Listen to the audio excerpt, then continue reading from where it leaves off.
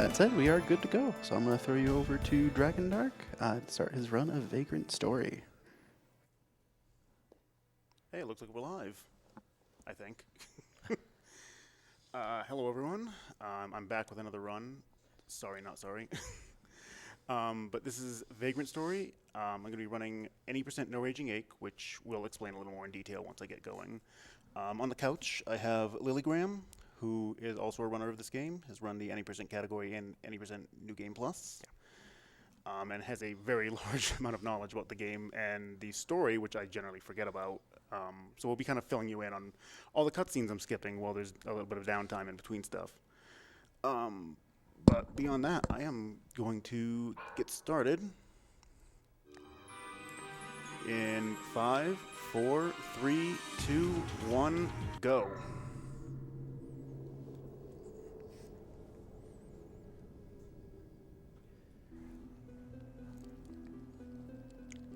So we start off with like 2 cutscenes we're skipping.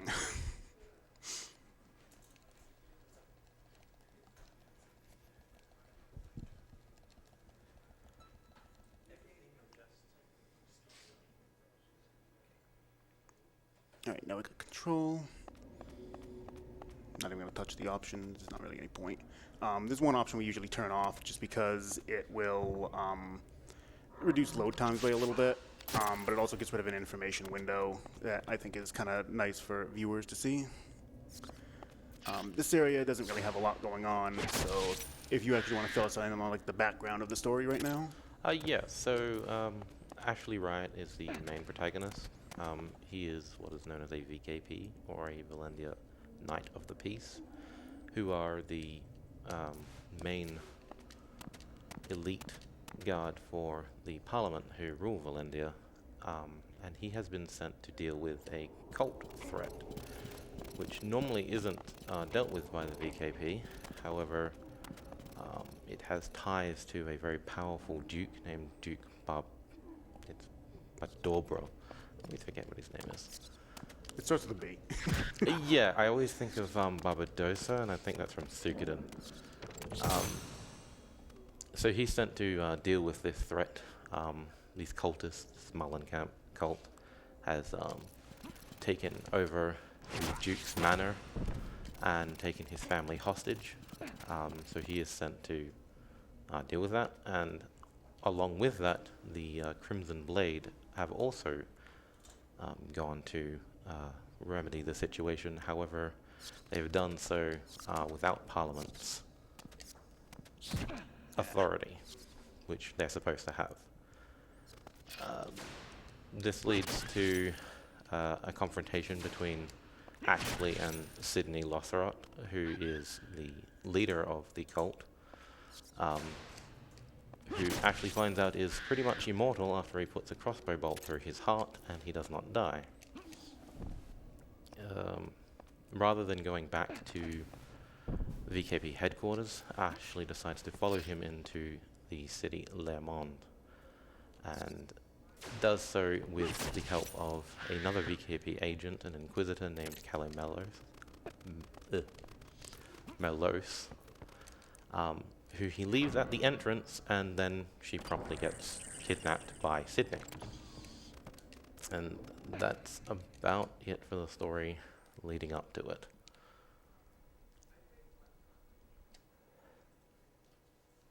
I think right there, Ashley has like a flashback. Yeah, he has the beginnings of his flashbacks, which play a bit more of a role throughout the entire game, leading into the first boss fight. After the first boss is defeated, Ashley is confronted once again by Sydney, who holds a lot of dark powers and wants to see into Ashley's soul. And he causes a flashback in which Ashley remembers his wife and his young son, whilst out on a picnic with them, are killed, unfortunately. Ashley believes that they are killed by fallen knights, which he calls jackals. However, Sydney blames him for their death. And this becomes quite important throughout the rest of the run, what the truth actually is behind that scene.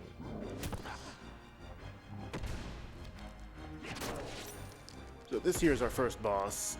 This is the Minotaur. Kind of a tutorial boss, teaching you about. Oh, I wasn't expecting the head to be there. Kind of just teaching about, you know, attacking different body parts. I want to attack the head here, even though I have the lowest chance to hit it. But I do the most damage to the head by quite a bit. I don't have any chain abilities yet, so I just have to do just manual swings like this, and he's down. I have a laptop next to me. I'm keeping track of what my stats are, because after every boss you get a stat reel, and that determines what your stats are going to be, and you have to kind of go through a slot machine motion, and your lowest stat is always what they choose. This is a strength reel. I think that was early. Yep.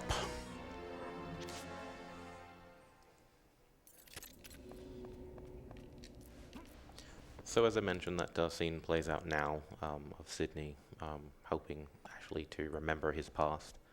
What this also does is it helps Ashley to remember his fighting skills, and this opens up the chain abilities, which play a very important role in the game. And you'll see Dragondarch setting his chain abilities right there. You are allowed to set 3 defensive and 3 offensive abilities. Different ones do obviously different things depending on what you set. One of the most important is a defensive chain ability called Impact Guard. This essentially allows us to cheat death, and the reason of that is because of the way that the defensive abilities work. So Ashley takes damage first, and you'll see that little mark above his head. And if you time it correctly, Ashley's defensive ability will trigger. However, because of that, because of the order in which it happens, if, for instance, Ashley had 20 health and he took 100 damage, and you managed to successfully defend with Impact Guard, Ashley takes the full amount of damage down to 0, and then because the defensive ability happens after, he is then healed for half of the damage that you take. And that essentially, like I said, allows us to cheat death. And it is pretty much the most important chain ability, defensive-wise, in the game. And any defensive chain ability that has a similar text also does the exact same thing. Impact Guard, however, only works for physical attacks, what the game considers physical attacks. There are some spells, for instance, that are considered physical and not magical. To note, however, silver weaponry counts as magical and is not affected by Impact Guard. And there are some enemies that are in really good places to try to kill you. I was actually taking some of those hits intentionally just because every time you do a defensive ability, or any time that I do a chain ability, I gain one chain point, and you need to accumulate these points in order to learn new abilities. So by tanking all those hits like that, I'm not losing much HP because I'm using Impact Guard, and I'm able to rack up a bunch of chain points there that is going to allow me to learn abilities a lot sooner than I would otherwise. This guy here, this is Dullahan.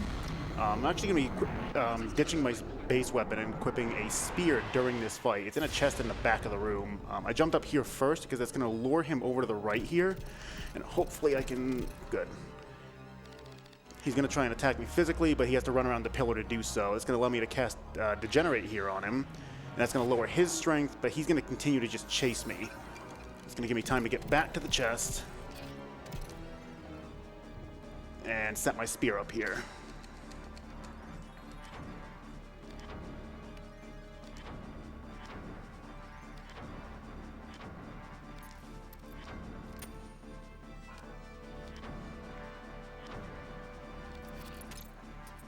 Spears are really awkward weapons to chain with, by the way.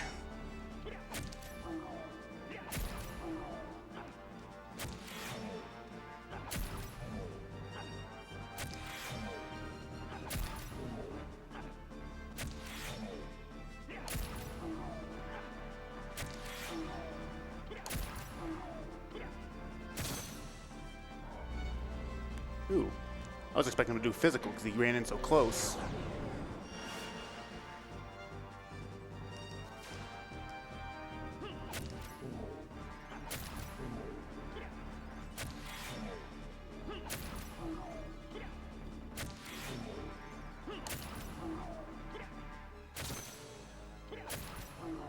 did not help. So every enemy in the game can roll random on stats. They all have the same stats Ashley does, strength, intelligence, and agility, and they can roll -5 to +5. And he rolled very high that time. Okay, so I'm still on strength reel. That should be right. There it is. Man, I've already got my first chain ability. That's actually really early, but because I both missed the strength bonus off the first boss, and he rolled high on strength. I ended up needing a lot more chains than usual there. All right, so conveniently, there's a heal panel in this room, and it also gets rid of all my risk.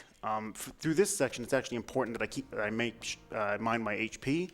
I don't want to go over 200 because enemies in each room change based on what your HP level is.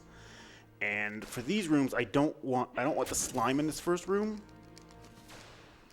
because I can't do a lot of damage to it. And this weapon, I need to build up the phantom points, which is based on how much damage I do. So I wanted to kill a couple of enemies there to help build the phantom points. This slime, I don't mind. I'm not going to kill him anyway. But if my HP had been over 200, that bat in the first room would have been replaced with a slime, which is not as good as the slime is. But I need it to be under 200 in this room, or the bat would be replaced with a skeleton instead. So, yeah, it's a little weird dealing with some of these rooms like this. So I have to be very mindful of what I do with my HP.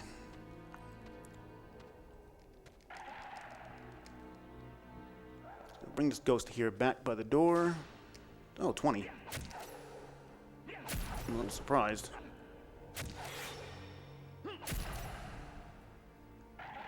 That's like just a mini boss. You don't want to give him a chance to act because he always casts spells.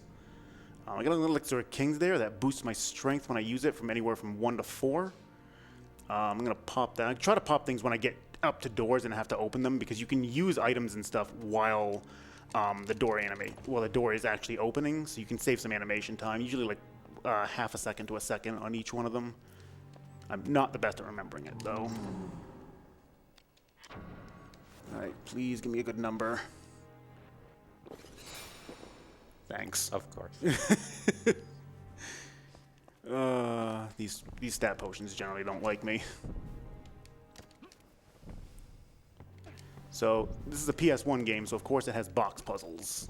Because everybody loves those. Thankfully, we don't have to do that many in this route. And a lot of the ones we have to do outside of like one aren't terribly long. They were very proud of their box puzzles too. In fact, if you go back through a room which has a box puzzle in it, and you've been through it once before, it will time you, and then give you a rating on how good you did. I'd turn that option off, except I don't actually go back through any rooms like that. Yeah.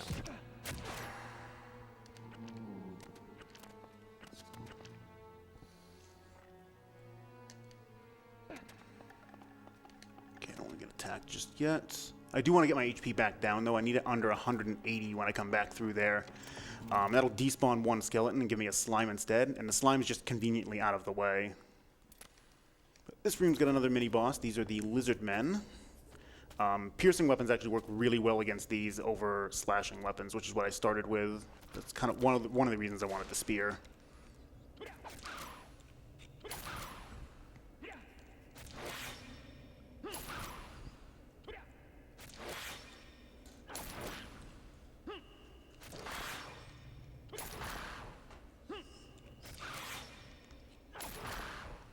Wow, that's a lot.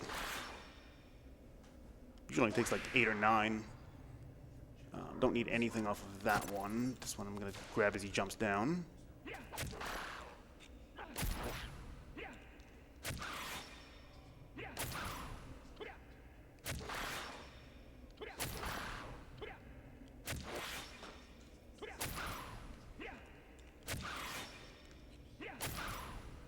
Man, that's a lot more risk than I'm used to having right now.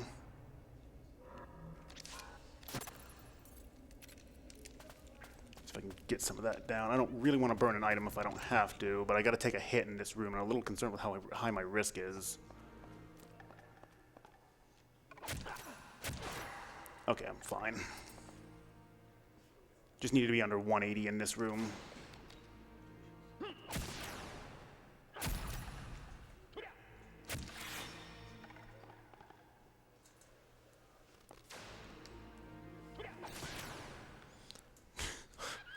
So something small to note is that you'll see Dragondarch has just done 2 crits in a row. Normally crits would be a nice thing, but we need the battle points, so early in the game they're actually detrimental. Yeah, if we get a crit, all your chain abilities, outside of like very specific ones like Raging Ache, which we won't be using, are based off the initial damage. Hi, Bat. They're based off the initial hit, and crits actually increase the chain damage, which means I'm going to do less chains. So that's the first 2 areas down. Now we're in the Sanctum. This is actually a really short area, but it's got a boss at the end of it that is really, really irritating to deal with. And it's actually the main reason why I picked up the polearm to begin with, because the boss is weaker to piercing than it is to slashing by a fair amount. And this is one of the better ways to actually be able to get damage on it, because for how early in the game it is, that boss has very, very high strength, and it's difficult to get damage through. Yeah, it's not uncommon to see people on their casual playthroughs go into that boss and hit it for a lot of 0.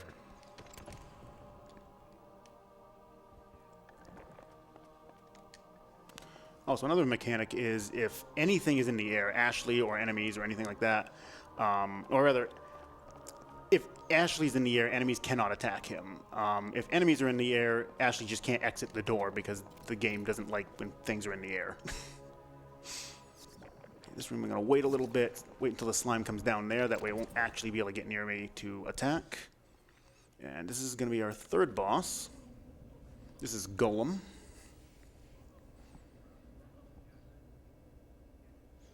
This golem was actually summoned by Sydney in a previous cutscene, showing off Sydney's ability to call forth boss monsters. So we're going to use the degenerate spell again. This spell is going to get a lot of use in this run. It's very, very potent. It lowers the enemy's strength by 10%, which doesn't sound like much, but is actually huge based on how the calculations are made.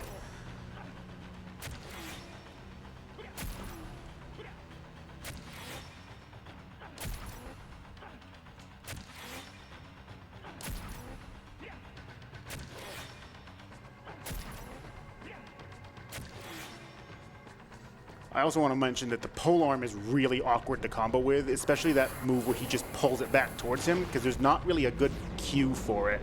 You just have to get really used to how the timing works on it. Any weapon that does that, great swords outdo it sometimes too. This is an int reel. That should be right. Nope. Oh, it was. Okay, I'll take it. Dulling Impact. Something else to note is in some fights you'll see that Dragondarch stops at 8 chains, and the reason for this is because your risk goes up exponentially after you have done 8 chains in a row. And risk, the higher it is, the more damage you're going to take, and along with the lower your hit rate. Wow, 4, nice. It's, I don't know. Like, I feel like it's supposed to have some benefits. I swore I heard at some point that you actually have higher crit rate when... You do. Okay, good. I'm glad I heard correctly on that. I believe you have higher crit rate, and you have higher healing as well. Yeah, the healing part's definitely there. I think it's because, as far as I can tell, healing just works in a manner where it's checking your damage versus your... It's actually checking against your defense to determine how much you heal for. Yeah. And the more risk you have, the lower your defense. So it actually... Oh, you got 2. Let's not do that again.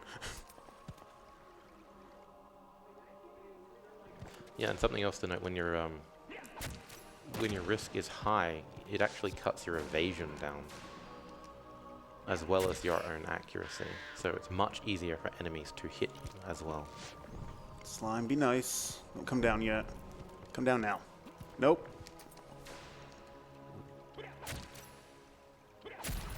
Uncooperative slime. I don't mind the chain points, but I prefer it to just jump down while I'm putting the box down so I can just jump up top and not have to deal with it. Where is that lizard man? What is he doing? Wow, no attacks? Okay. That was nice. I've never actually seen him walking around back there before. All right, so I'm going to make a safety save here. This next boss, I walk into the room and I'm at range from him. If I don't jump at the right time to prevent him getting an attack off, I just die.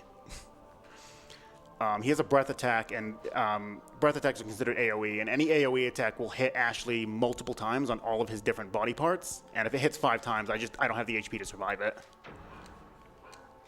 Even at full HP, I'd be lucky if I managed to survive it. But this is the boss I was talking about that has very, very high strength, and it's about 9 points more.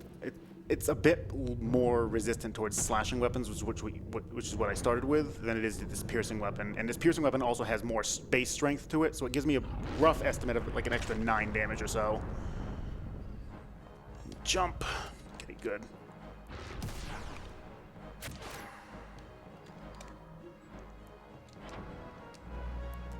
Something to note about dragons is their breath attacks only work if you are far enough away. If you stay under their heads, they cannot do a breath attack at you.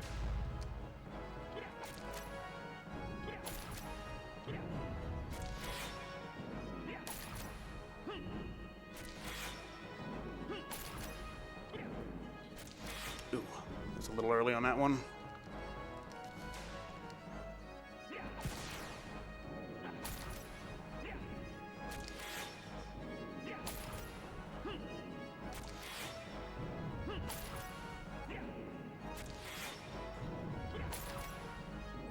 Okay, that crit actually, I don't mind getting a crit on this fight because he has so much HP that it's not really that big of a deal to lose the chain points, and the next chain didn't take that many points to get anyway. All right, so we are on int reel again.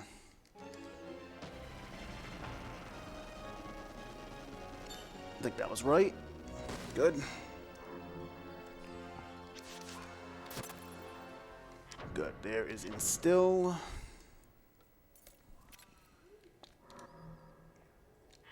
I'm gonna get another boost to my intelligence here. Nice. Dang. We'll take. Oop, right, I haven't used it yet. Gonna actually cast my heal spell finally. I got this off the first boss. I just haven't bothered to cast it yet. You also do heal more when you're in battle mode than if you're not. Yeah, it takes when you're in battle mode, it takes into consideration the intelligence on your weapon, which it doesn't if you're just walking around without it out. All right, so I want to get rid of my little more risk, so I'm going to burn this. I want to actually be at 0 risk for this fight because it's actually kind of a long fight. And yes, there is another boss right here. I call these guys the 3 idiots because that's about what they are.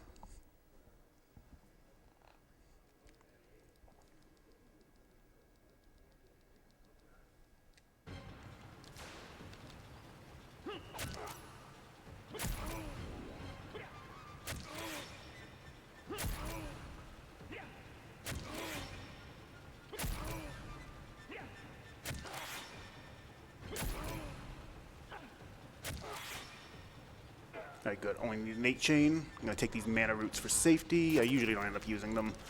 This guy's actually weak to piercing. I want to hit him in the body. Ooh, that was not what I was trying to do.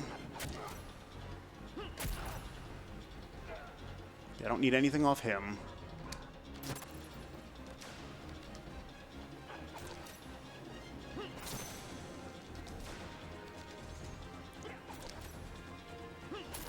Oh, nice. Got it.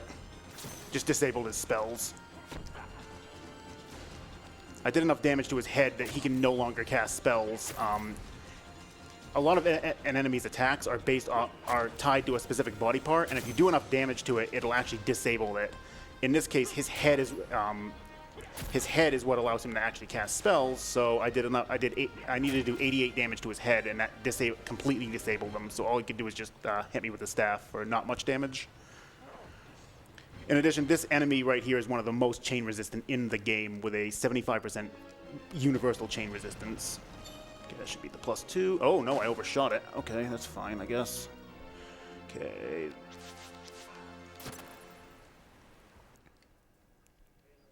The big thing there was that I wanted the buff that I put up during the dragon fight to actually extend into that fight. That's why I put the buff up in the middle of the fight and not before I entered the room.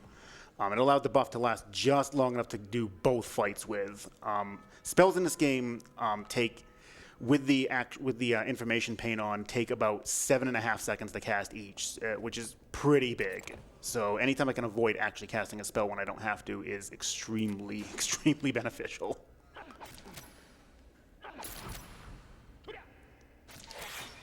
So just before that boss and then after it, were some cutscenes where we see the Crimson Blade have infiltrated Leomond as well.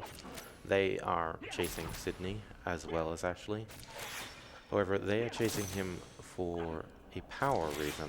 They would like to obtain something very powerful, which isn't really talked about quite yet. However, we do meet Guildenstern, who is the leader of the Crimson Blades, and one of his commanders, Samantha, and they have a conversation about incomplete death. So when someone dies in Leomond, they don't die properly. Their bodies decay, however their souls wander. And because of this, they can wander into other things and possess them, and they become the undead.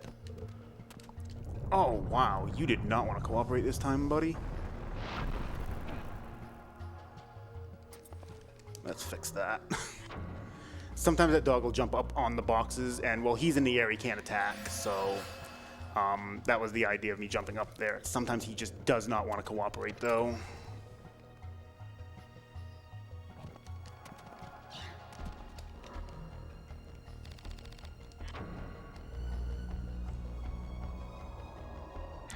This spell has the weirdest percentage of any spell in the game. This didn't miss, because that's totally a thing. Yeah, for some reason the unlock spell never gets above 75. No, not setup. I want to just equip. So we're going to be saying goodbye to the polearm. I'm going to be equipping a great axe. And I'm also going to toss on that wizard robe that I picked up earlier. Okay, I'm going to walk back here. That's going to cause him to jump up, and that's going to get me around that. I actually need to set that instill ability. I said set that instill ability, not use items.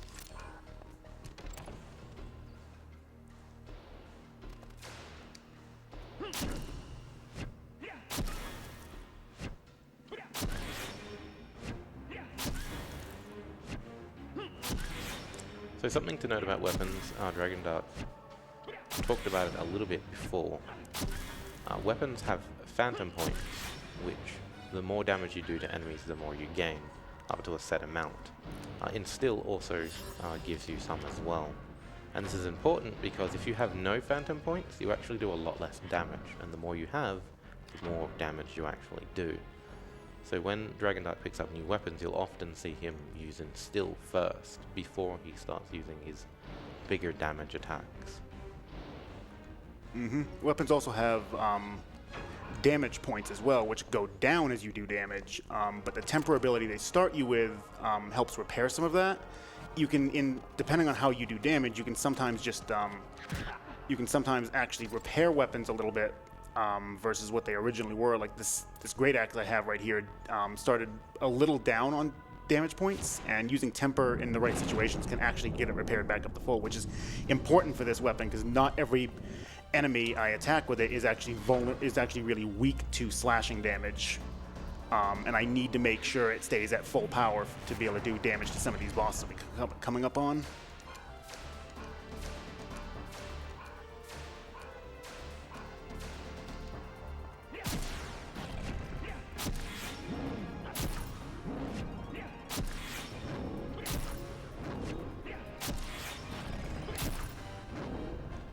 Just crit to start that one out there. What I was doing with the targeting sphere there, I was intentionally opening and closing it because that prevents Wyvern from spinning around to face me, which allows me to get at its tail, which is actually its weak point.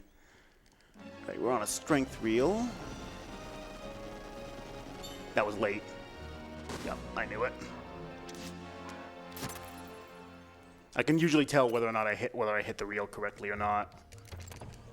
I have visual cues that I use based on what the other reels look like.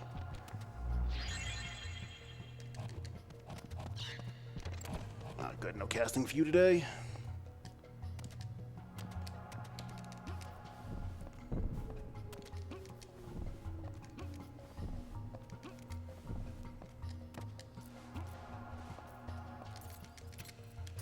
Alright, so this next room is not actually required that I kill the enemies in here, but they will bother you all the way up if you don't. Also going to use them to try and temper the weapon a little more, get its damage point, keep its damage points near full instead of using my better abilities.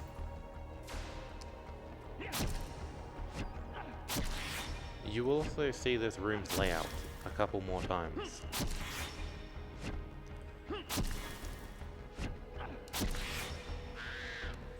Yeah, they reuse room layouts quite a bit.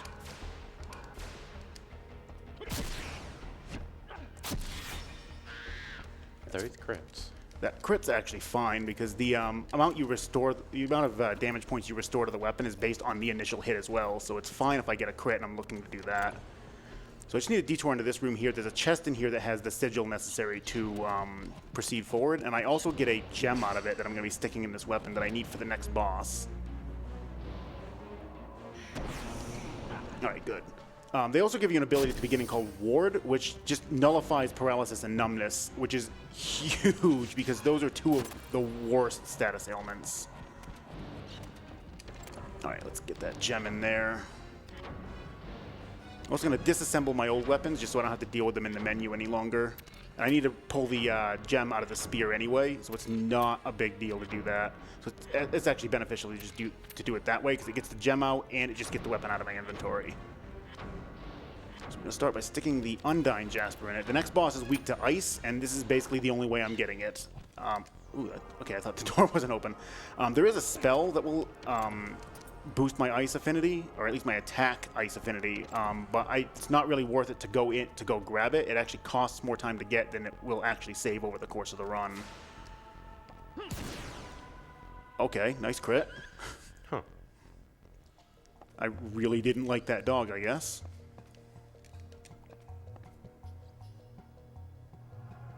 Okay, let's see if we can manipulate him. Nice. No attacks in there. I am sitting on very low strength right now. I'm usually not at only 4. I've got 10 intelligence, but I don't ever use intelligence for attacking purposes.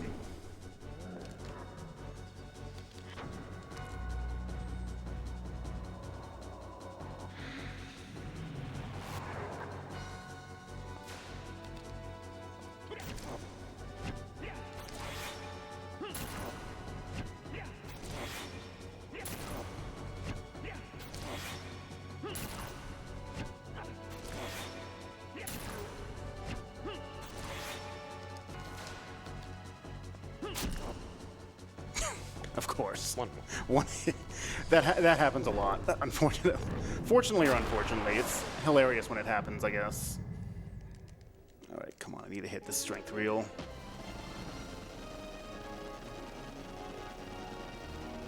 That should be right. There we go. Nice. Okay, I don't need anything from that one. There is Mind Ache. Possible I might get Paralysis Pulse by the time I finish off Ogre, but it's not terribly likely.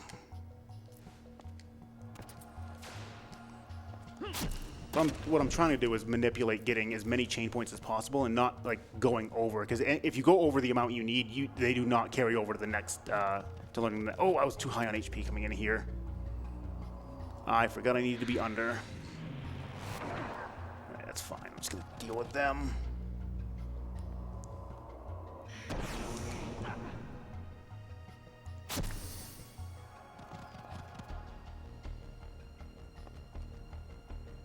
I have to wait for that Degenerate to wear off.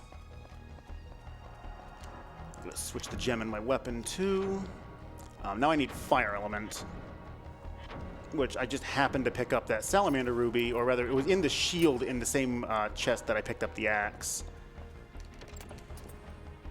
Okay, I'm just gonna wait for that buff to drop off before I go into the next room, because I'm gonna have to kill a couple of enemies in here. There's actually gonna be 3 of them. Come on, you can wear off. There it is. Takes 15 seconds to wear off.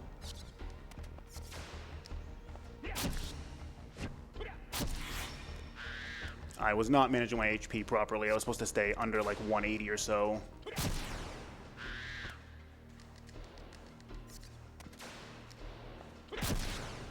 Ashley is angry right now, by the way. Yeah, those are a lot of crits.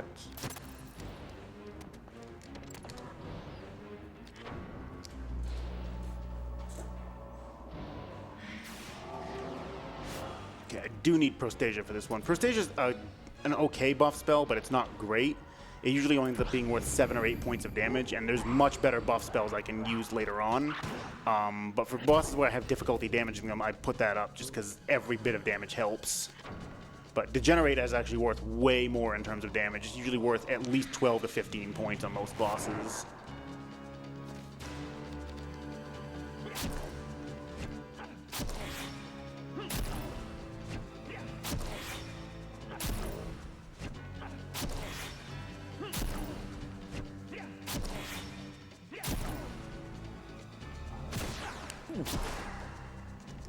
I was expecting that.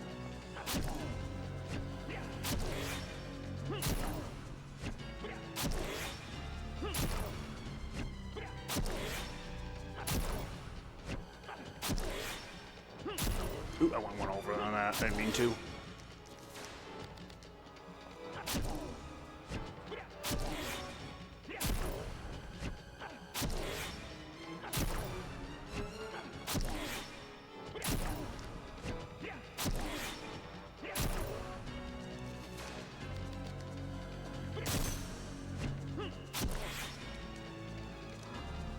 Burn a Varibolt just to make sure I get him on the next one.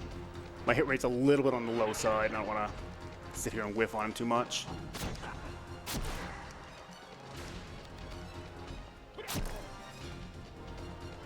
One more. That boss there, I think a lot of people by this point will have the Raging Ache ability, and will usually use it against him. If you would like to explain what Raging Ache actually is.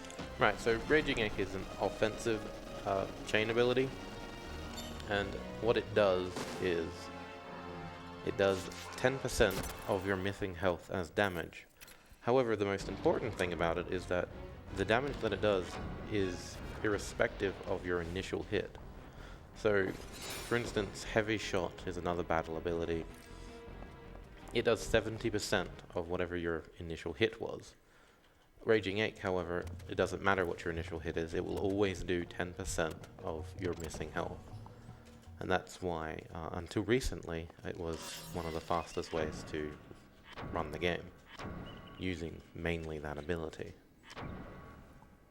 It does, however, require, especially in the late game, require very long chains against bosses, because you'll notice my damage goes up very slightly as the longer I perform a chain, it gains 1 point of damage basically per chain. So you'll see Raging Ache starting out at like 20 damage, and then by the end of the chain, you're looking at closer to, if you're getting like 20 hits or something, now you're looking at 40 per hit. So it really adds up, but you've got to get those long chains to really get the damage out of it. And after the 15th chain, it becomes very difficult to actually hit them. The timing window decreases once after 8, and then decreases again at 15. And the window for at 15 is like only a couple of frames at most. Oh crap, this guy's already down here. Alright, good, he left me alone. Sometimes they'll just stand near the bottom of that, and if you're hanging off of a ledge and you get hit, you just fall off the ledge and have to re-jump. Ashley, would you like to grab the ledge, please? I've actually lost a run to this room. So, something to notice, if you fall down pits, you take 20 damage, and that can kill you. However, if you stand on a trap and it does damage to you, it cannot kill you. It will always take you down to 1 health. But pits will kill you. It's weird how that works.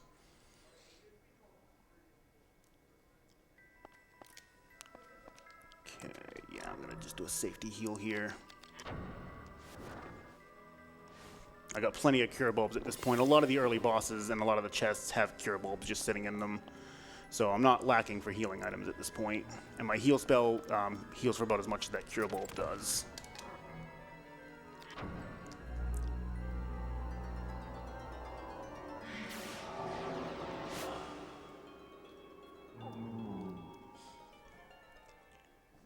So in here we've got a giant crab. I'm not sure how it got in here. There's no exit that's large enough for it to get out. I imagine there are crab battle memes in chat. I think he's just feeling pretty crabby, really.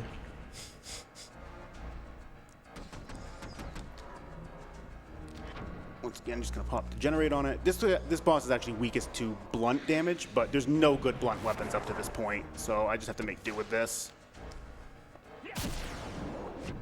I am not gonna continue that chain because I want more chain points.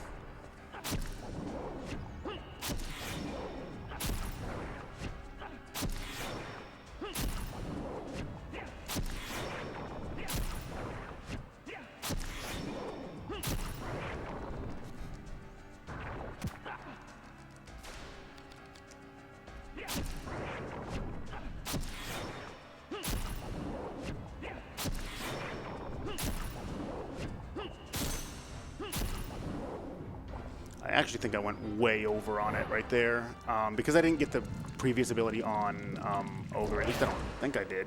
My memory's terrible. I might get Paralysis Pulse here, and that means I'm basically on track for what I'm used to. This is Agility Reel. There we go. I want everything there. Oh yeah, this Paralysis Pulse. So this is normally when I would learn it if I weren't so this is a little on the late side. I kind of wanted it before the end of Snowfly Forest. This is just going to be a bit of running around here. If you've got any donations to read. As a matter of fact, we do have a $10 donation from Kios Little Monster. Shoutouts to my girl Lily on the couch. Kill this run, Dragondarch. And we also have a $5 donation from Winter, one of my most anticipated runs of the week. Vagrant Story is such a unique game. Good luck on the run. Alright, so I'm going to make another safety save here, even though I just made one not that long ago. I try not to make too many saves because you'll notice how long it's taking. It's 21 seconds lost per save, which is big. But the next boss is similar to the dragon back in the Sanctum, where if I don't jump at the right time, I just die. And there's also all these little basilisks running around this forest that have a breath attack as well. It's not as damaging as the dragons, but if my health isn't full, it can sometimes just kill me outright as well. And none of these breath attacks are physical element, which means I can't block them. No. Uh-oh. There you go. This is exactly what I was talking about. I should be high enough on health that it won't be too big of a deal. Okay. Or, never mind, I'm dead. Huh. This is why we save here. Yeah, so the Snowfly Forest is where a lot of runs go to die. Yeah, that is an earth elemental attack, which I have no way of blocking right now, and that was just really bad luck that he decided to do that. Usually he kind of runs back towards where I started, and then will just kind of leave me alone, or sometimes he'll just physically attack. But those little things are very, very scary because of that. All right, let's try this again. There we go.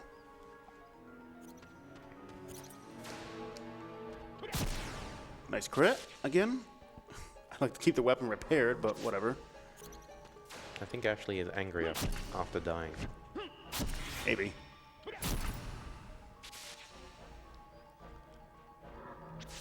So you'll see these little monsters here. They're Ithikiath. They're flying fish. They have a chance to drop fairy wings. However, there are 4 of them in the forest that always drop fairy wings. And you'll see them come into play a little bit later, but essentially they're very, very important.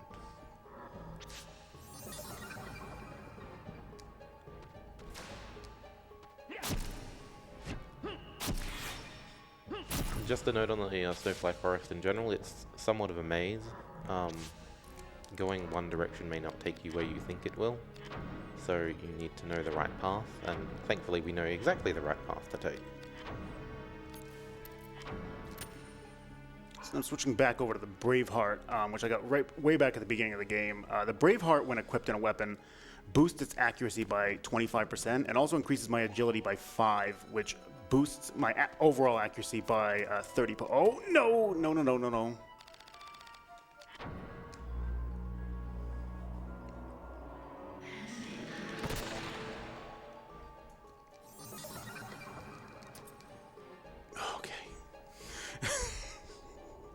This part of the run is very scary.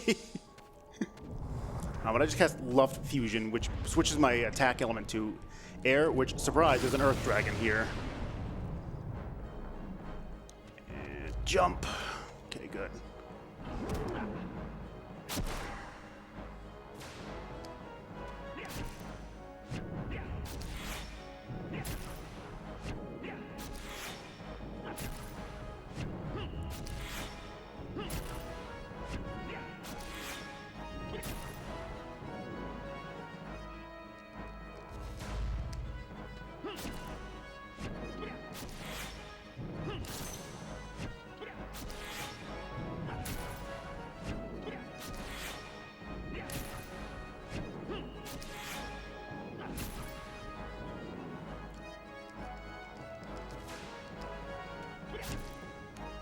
Couldn't see my swing there.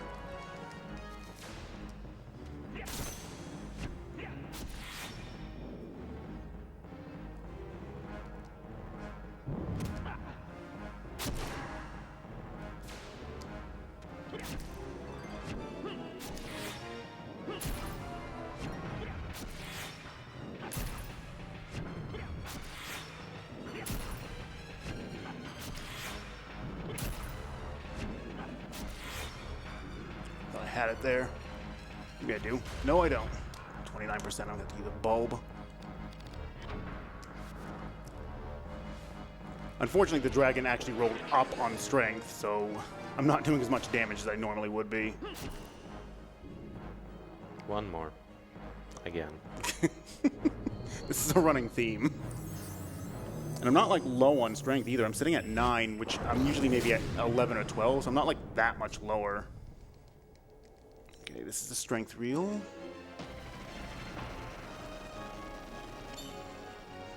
There we go. Make sure we get those marked down properly. Like I said earlier, the game, when it chooses a reel, which stat reel it's going to give me, it chooses the lowest of the stats. However, if there's a tie, it always goes in order of strength, then intelligence, then agility. So with that, I can predict exactly which reel I'm going to get ahead of time, so I know what cues to look for right out of the gate, instead of trying to figure it out on the fly, which just takes time. All right, annoying room. Okay, he got one. If I do this right, he'll kind of get hitched on that tree, and probably won't get another one. Oh, so this doesn't actually defend against anything. I'm just doing it because I can. And because it gets me chain points. Good, just one. No, get away from me, you.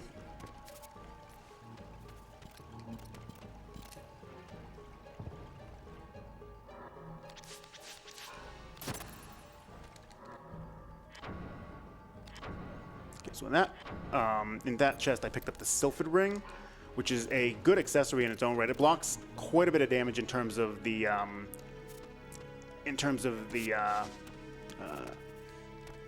damage types, slashing, piercing, and blunt. But more importantly, it resists air as well.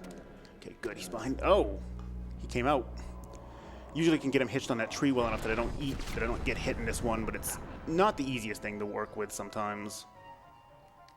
Just keep jumping, make sure he doesn't get another one off.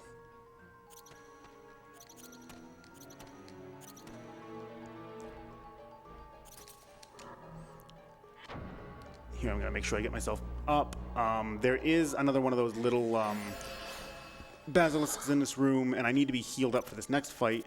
Not because I'm worried about the damage that anything does, But because I have an ally in this fight for just this fight, and he can cast buffs on me, or he can try to heal me, and I'd rather him buff me, so as long as my HP's high, he usually will. Good. Now we're just going to hope my weapon did not switch itself to air by now, and we should be good. It did. It did. That's just really, really bad luck that happened. My weapon now has more air element than it has physical, so he is exceptionally resistant to that. Yeah, Grissom, who is the human here, cast air elemental spells. And it's one of the reasons why you'll see him ready to attack, but he never attacks you. He wants to cast Thunderbolt on you, which is a multi-hit spell. But as long as you stand really close to him, he won't cast it, because otherwise it will hit him. Which is weird because he's really resistant to it anyway. You'll also notice that Dragondarch is only doing a couple of attacks, and that's because Grissom, much like Dwayne earlier, is very chain evasion resistant. Yeah, his head has a 75% chance to resist chains. His feet can actually be chained quite well, but he's the most defended on his feet. I won't do any damage to that spot. And normally if I'm hitting with physical element, I'm hitting for about 40. So you can see how big of a difference it is between having air and physical. It was just extremely bad luck that my weapon gained enough air affinity that this happened. I was worried that it was going to happen, but wow, could you stop dodging?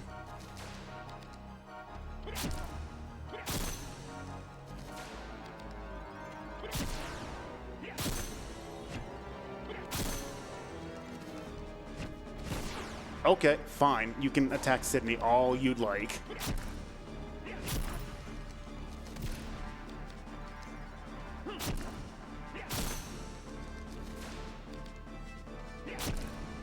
All right, he's down. The other enemy is actually weak to air, which is fine. I mean, I was going to put my buff up anyway to switch my element to air. So I need both of those. Oh, there's the chain ability I wanted. Let's put that right on already. No, not that.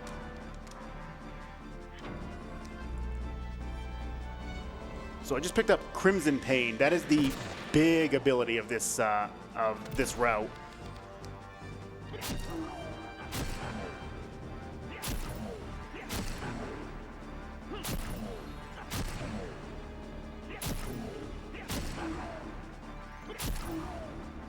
Crimson Pain does 100% of the damage that I did on the initial hit, but it also deals 30% back to Ashley, compared to Temper, which deals 40%. So it's pretty major in real. I think that was early. Yep, it was. That's fine, though. At least I get agility if I'm early on that one. So just a small catch-up on the story. Sydney and Guildenstern have met now, and Guildenstern has shown Sydney that he too has powers with the dark. You meet Rosencrantz at the start of the Snowfly Forest, who is apparently a VKP agent as well. However, Ashley does not really believe him, though he does tell Ashley some very important facts about Lermond that Ashley should have probably already known, but didn't. And in that fight, you'll notice that Sydney was our ally. And the reason for that is that Sydney has quite the interest in Ashley, and much less interest in the Crimson Blades, who are only here for power. Ashley is really only here originally to capture Sydney, but his mission has sort of changed to finding Calais Merlos, who was kidnapped, and also finding the truth to his memories. After you defeated Grissom, Sydney decides to show you his version of Ashley's memories, which include Ashley being the one who killed an innocent family, rather than it being his wife and child who were murdered instead. And Ashley now does not know what to believe. All right, so we're going to be doing yet another weapon change. I just picked up that Angel Wing. which is a two-handed sword. We're going to be using that for quite some time, unless I get one really lucky drop in the not-too-distant future. I also took that Djinn Amber out of that shield. That's going to be super useful later on, but for right now I'm going to stick the Braveheart in because I want the hit rate. Oh, I might want to equip it too. Yeah, Braveheart adds a flat 20% to your hit chance to physical attacks. And then also adds a bunch of agility, which also adds to it. Yeah. So I'm going to use this one of the spells that I just got off of Grissom, which is Soil Fusion, which switches my weapon to Earth Affinity, which is very useful in this next room. Let me make sure I have Instill equipped here. Just want to make sure. Yeah, good. Because I need to get this weapon instilled up to get its phantom points taken care of.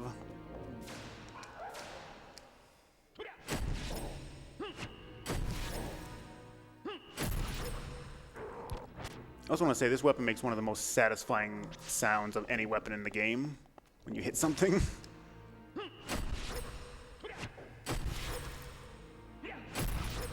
It's just like this giant thud. Oh no, get over here, you.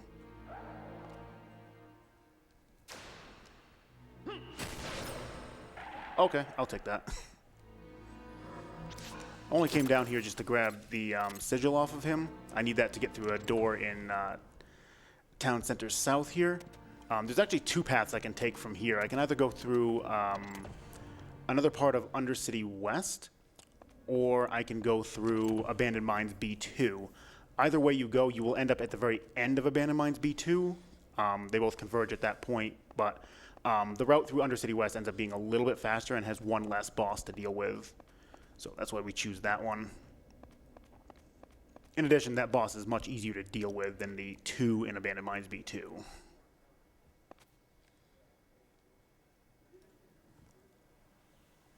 Well, while you're running through this endless hallway, we do have a donation from Eric for $75 with no comment. Thank you very much. And as well, we have a $100 donation from Neon Elephant.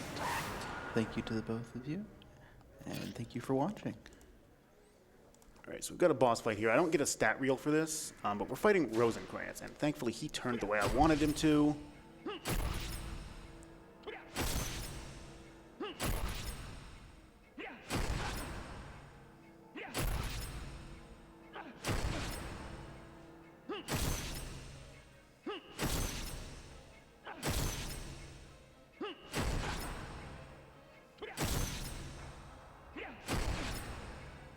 All right, good.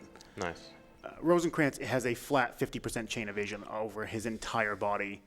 And I use Earth Element there instead of air. I could get a little more damage out of air, but I have to hit his right arm for that. And more often than not, right at the start of the fight, he will turn and start running away from you and will usually put his left arm closest. So that's why that's why I switched to using an Earth strat against him, because more often than not, he will give me that opportunity. And just to catch up on the story that just happened there, Guildenstern and Samantha have now figured out that part of the big power they seek, the Grand Grimoire, is in fact the city itself. The city itself is a wellspring that the dark is drawn to. Rosencrantz already knew this, and Guildenstern was not very happy with him about it.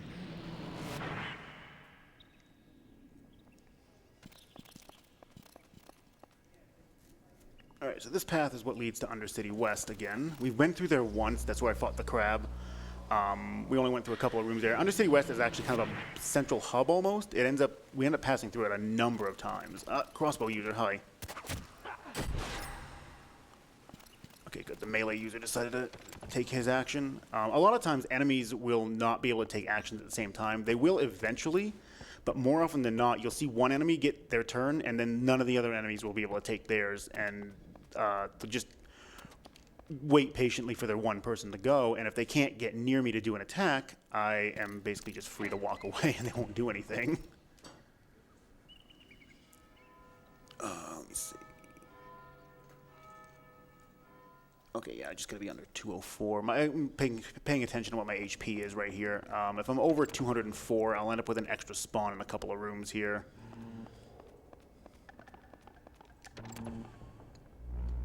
Man, he usually doesn't get a spell off. I usually get through the door just as he casts it, but... Oh well. RNG. Unfortunately, enemies casting sometimes is just complete RNG. Okay, you walk over here. He's going to try to take his turn and then jump up on the boxes, which is going to delay him getting near me, and the other guy won't take his turn because of that.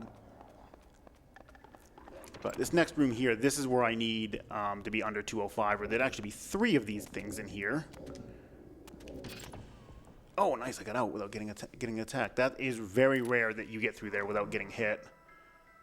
Heal up again. I actually have to be very mindful of my HP, because Crimson Pain, like I said, it deals damage back to me, and you can kill yourself with it. So I have to make sure that I don't ever underestimate how much damage I'm going to do to myself, because I have accidentally done that before.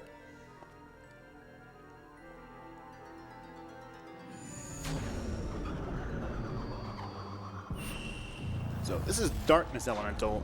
He's fairly easy to chain. I just don't have the proper element to use against him, so we're just going to use air.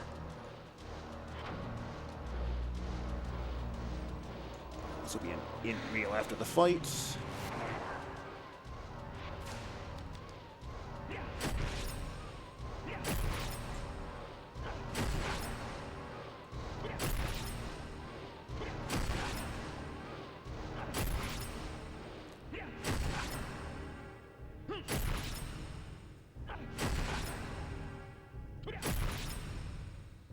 Alright, good.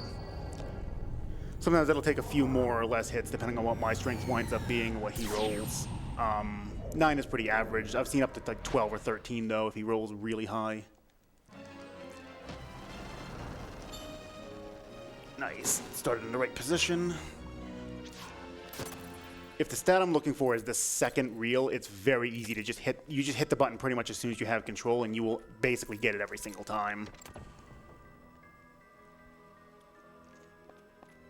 All right, let's manipulate this guy a little bit. Oh, okay, never mind. I thought he was going to hit his buddy with the crossbow there. Yeah, so a very interesting feature of this game is that if enemies hit each other, if you can manipulate them to do so, they will actually turn against each other. It's kind of funny to see in some cases, depending on what the enemy sets are. And spells absolutely cannot go through other enemies most of the time. And you'll see, like, that dark eyeball up there could have cast a spell on the skeleton and hit it if it happened to be in the line of sight. Right, so now we're in Abandoned Mines B2. This is where the 2 routes converge. I'm going to wait for this imp to fall off the edge. This room is awful. Coming in from this way actually makes this first imp way easier to deal with. There's 2 of them in here, too. And they cast spells and generally don't like to get anywhere near you. But I'm gonna disable his spells by hitting him with a spell of my own, and I'm just gonna hit him in the head. Ah, good, it hit. In practice, that thing decided to miss, and then he just started casting spells at me. But they don't like coming in range when they can actually cast at you from a distance, which is why I disable his spells like that. Because it will force him into melee range and allow me to take care of him. Right. Oh, wow, hi. And I can't block this thing. I need to get up here. No, you don't. Get down. So this lizard man that's chasing Dragondarch around has a silver sword, so we can't block it with impact guard.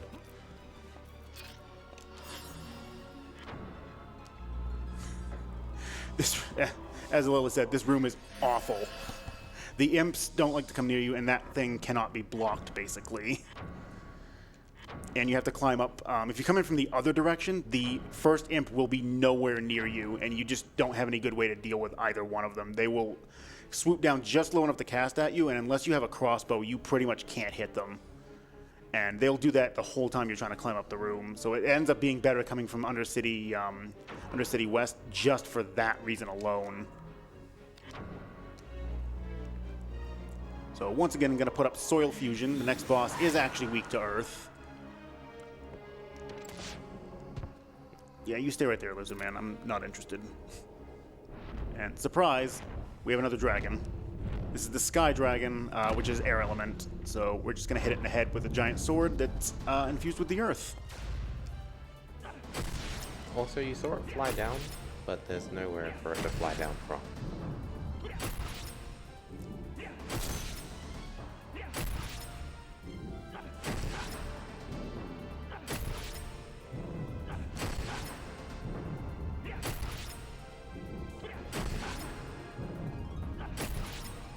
I usually won't go past 8 chains on that, but because I got that crit on the first one, I just went with it so I could get it down in 1. Normally it takes about 16 to 18 hits to get down, and I don't want to be too high on my risk coming out of this fight because I do have to do a little bit of combat in the next area. This is a strength reel. Oh, I thought I had that one. I would say this looks a lot like how I played Skyrim. Just grabbed a giant two-handed weapon and whacked dragons on the head.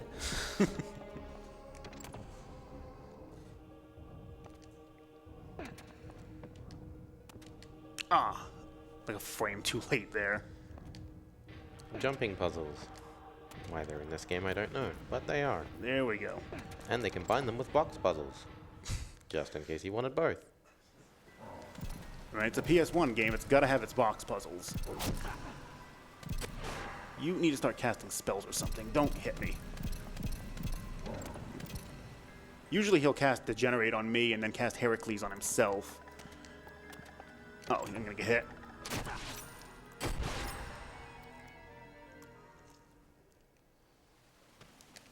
I was supposed to be jumping all the way through that room to prevent that.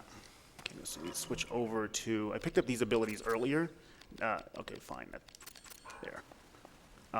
Dulling Impact causes me to silence an enemy, and Paralysis Pulse paralyzes them. And they're just part of my normal chain abilities. And with enemies like this that cast a lot of spells and stuff, I actually don't want them doing anything. And this section is going to see much more extensive use of that ability. I'm also going to make a safety save here, because this next section's kind of dangerous.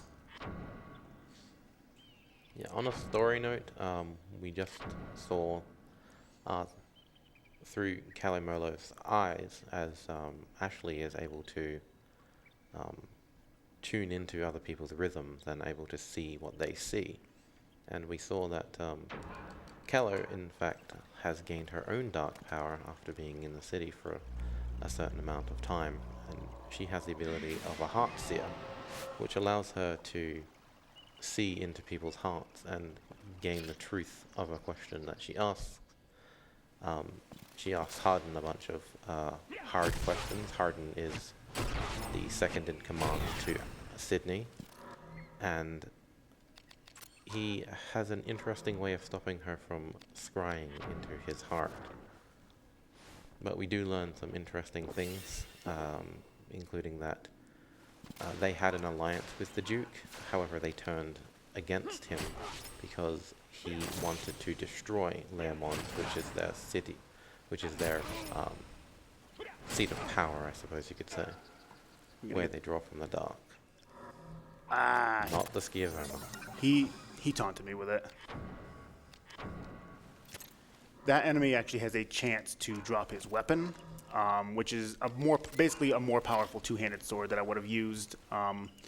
Unfortunately, it's not a great chance to drop, and you gonna cooperate this time, buddy? Come on. Okay. Come on. He doesn't want to come down. I hate this enemy so much. Come on. Yeah. Jump down.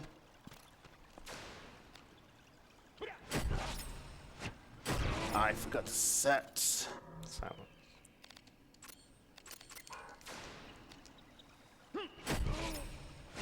There we go.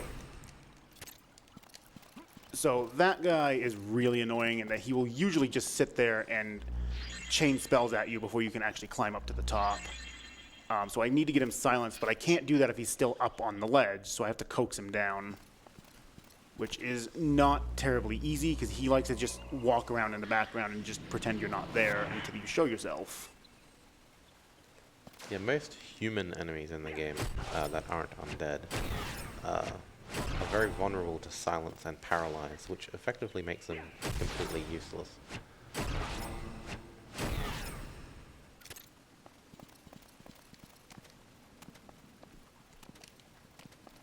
Okay, and I have to reset Crimson Pain. We have bosses coming up.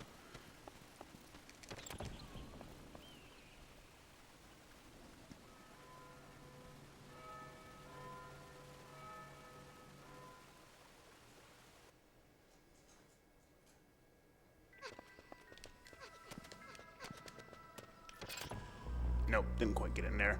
Drain Mind's fine. I equipped a wizard robe a long time ago, and some spells, including Drain Mind, auto-target the body, and the wizard robe just has really high magic defense. So a lot of times the Drain Mind spell just won't do anything because of that fact. That was one of the big reasons why I equipped it, along with wanting it equipped to reduce magic damage from AoE. When it targets the body, it'll do like noticeably less damage. So this enemy right here is the Harpy. It is a jerk bird. It has the ability to cast a spell called Banish, which instantly kills you. Because this game needed an instant death spell when you just came over as soon as it hits. And of course, it'd be on a bird. Of course. Why wouldn't it be? So this here is Lich. We don't want to let him get a turn, or I die.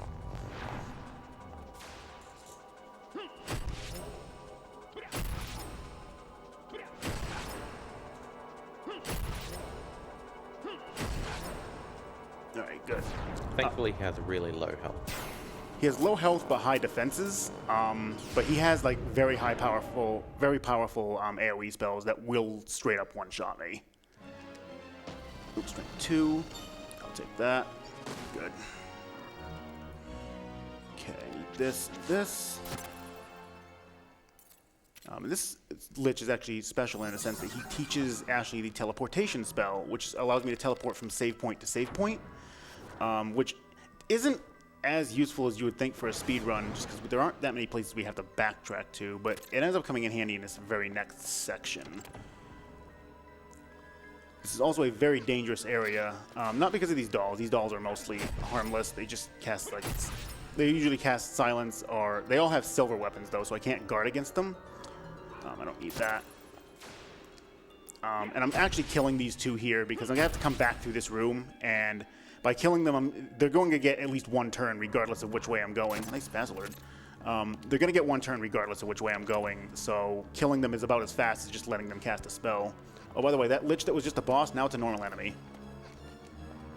And he has all the same spells.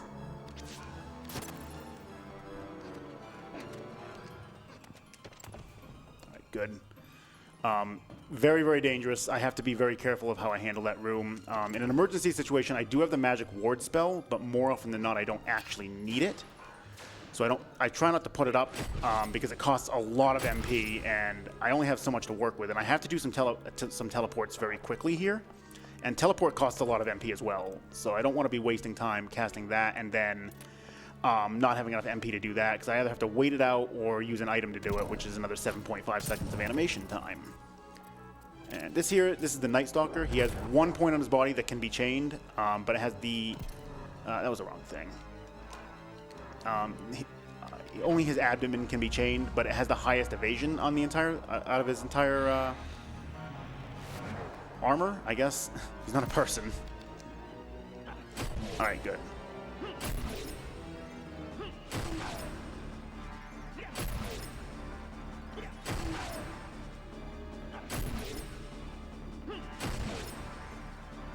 Good. Nice quick fight. Yep. He's not terribly dangerous, but he can get really irritating because he can cast some buffs and debuffs, and if you let him get a turn off, you'll end up just in a debuff war with him.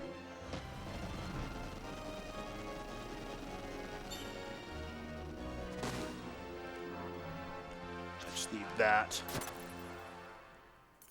Only had to kill him so I can get a sigil, which I'm going to need in Limestone Quarry later, which is a little bit from now. I also killed that one doll in here because I have to come back through, and it would have gotten a couple of turns if I hadn't taken care of it. You'll notice the jerk bird is now a normal enemy as well. Yep. Okay, so this is also a AoE attack, but this thing has pretty low intelligence, so it generally doesn't do a lot of damage. I always need to be maybe above like 80 or so health to survive it. I go up over those boxes there to manipulate that lizard man to follow me so he can't actually do anything. I also need to keep my health under about 200 right now because there's going to be another room coming up where there can be a lich if my health is too high. And I'd rather not have liches if I don't have to.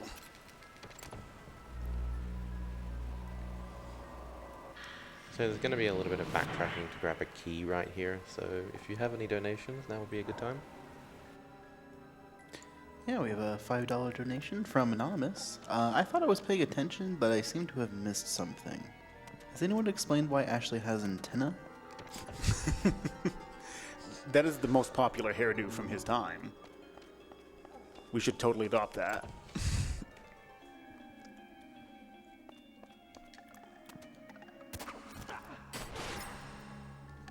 This right here would have been the room that there was a lich in if I had my health too high. Also want to use that immediately. 13-2. We got... Wow, nice. Nice. Always want to see +4s out of those. I'd also like to talk real quick about our upcoming incentives and bid wars. We don't have any left for Vagrant Story or our next run Mega Man Network transmission. But in a few hours we will have a run of Octopath, and we have a bid war for the voice language in either Japanese or English, with Japanese currently up by about $25. And we also have a bid war for the Starting Traveler, a very close race between Tressa and Cyrus. About $20 separate those two, so get your bids in quick if you want to decide either of those bid wars.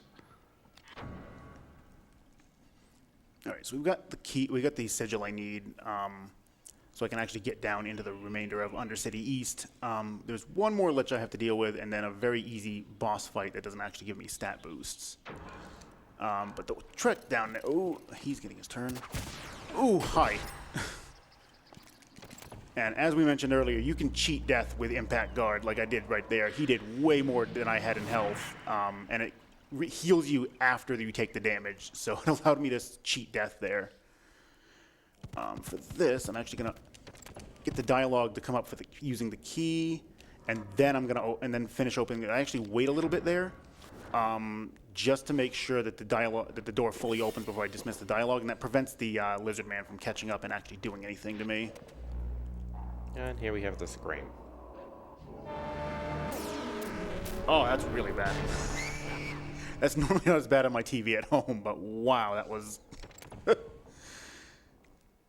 he can also cast Meteor, which is why I healed myself, because that could hit for up to 80, and I only have about 60 on hand.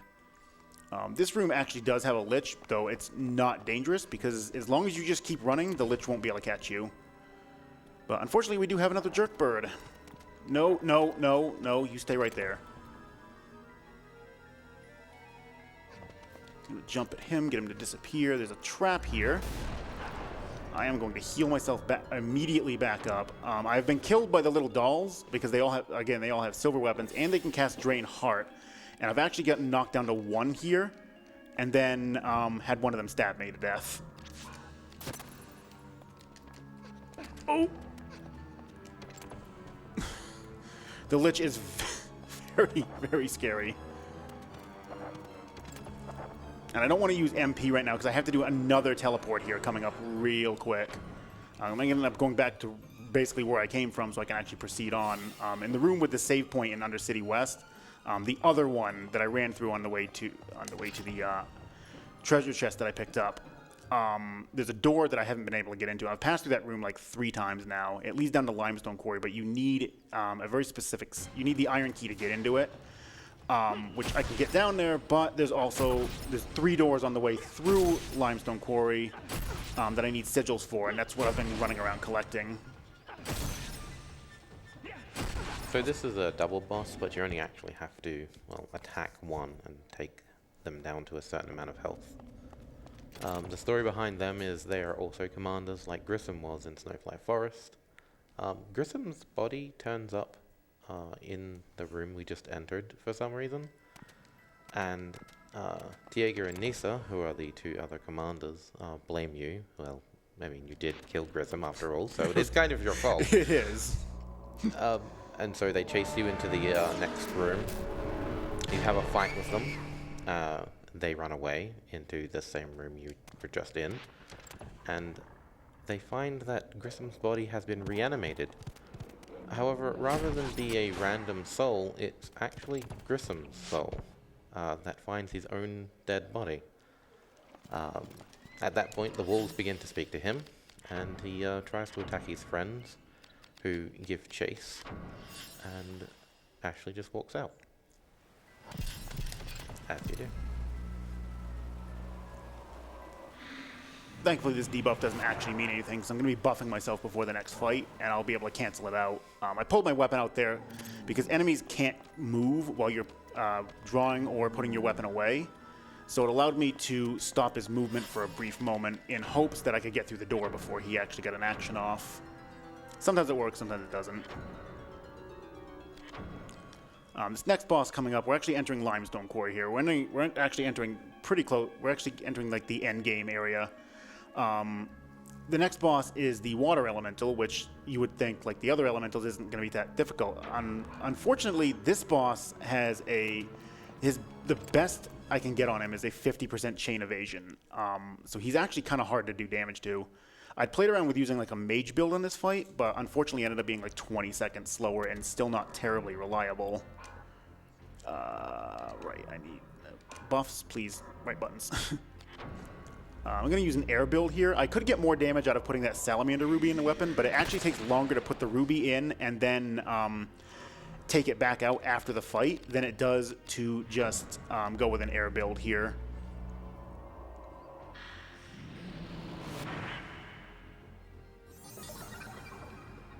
I was going to use one of these Acolyte's Nostrums that I picked up. These are really handy. These heal 100 HP and 100 MP at the same time. And I mean, my MP is only in the 50s, so it's a full MP heal every single time, and the 100 HP is certainly nice.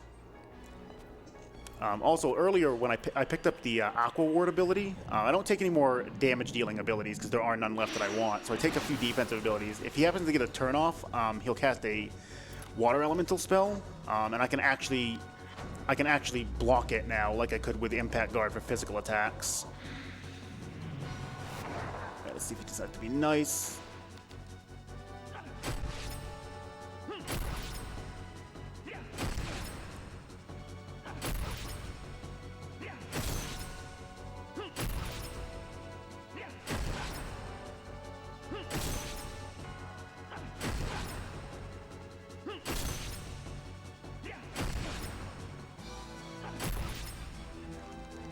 Just enough.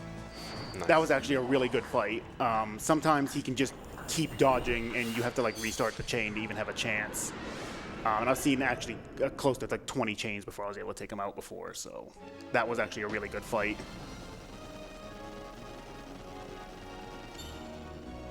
Oh, a little late on that one. Okay, that and that. That's gonna get another boost to my intelligence through potion.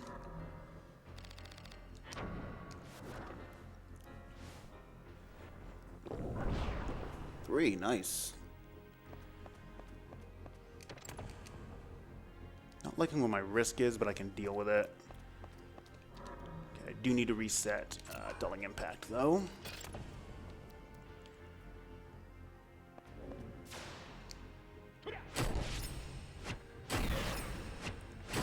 Because these things can cast spells and they can try to attack you, and the problem is their weapons are not physical based.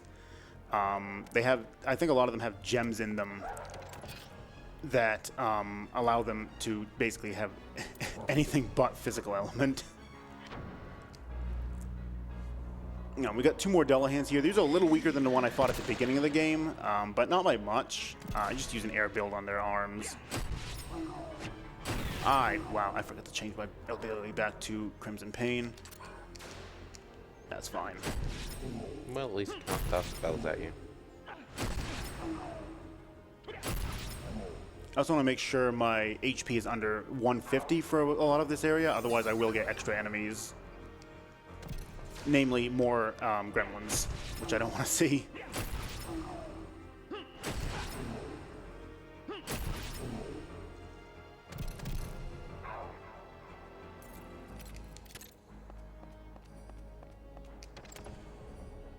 Okay, so there's another one in here. There would be two in here if my HP was over 150. Well, I got paralysis off on him, but I forgot to change back to Dulling Impact. There we go. silent part of it is mostly just to keep him from casting spells and wasting time with animations. Also, there's a poison trap in the middle of that room that I have hit more times than I care to admit. I hate that poison. It's like in one of the, it's in a very well-traveled spot. Like they knew people were gonna gravitate towards that spot. Yeah. The interesting thing is under that red box just there's actually a healing panel. I don't know why it's there, but it is. They expected people to hit that trap.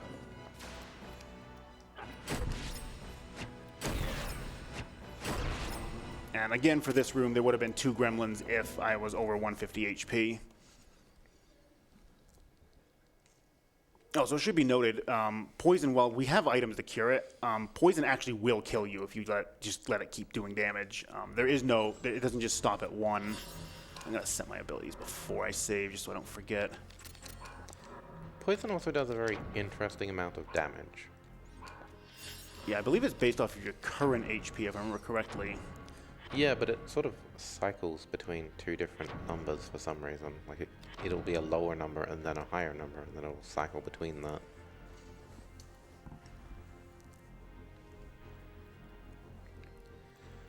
For a little bit of catch up on story, there's a whole bunch of story leading in because this is the end of the game. Guildenstern and his party have made it to the Great Cathedral, which is in the middle of the city. This is the center point for the power for the city, and as they've found out, the city itself is the Grand Grimoire, so they've headed there. Hardin, who has Merlos and a young boy, Joshua, who is the Duke's son, which they kidnapped right at the start of the game. They have also made their way there, and Merlos has scryed into Hardin's heart once more to find out a little bit of backstory about him. He was once a knight who was charged, along with others, to give swords to rebels in a neighboring area, and he sold some, as did everyone else. In order not to go to jail, he sold everyone out and still went to jail, and by the time he got out, things weren't great. So he wants a little bit of revenge. Unfortunately, Guildenstern... I don't think I've seen him cast this in a while. No.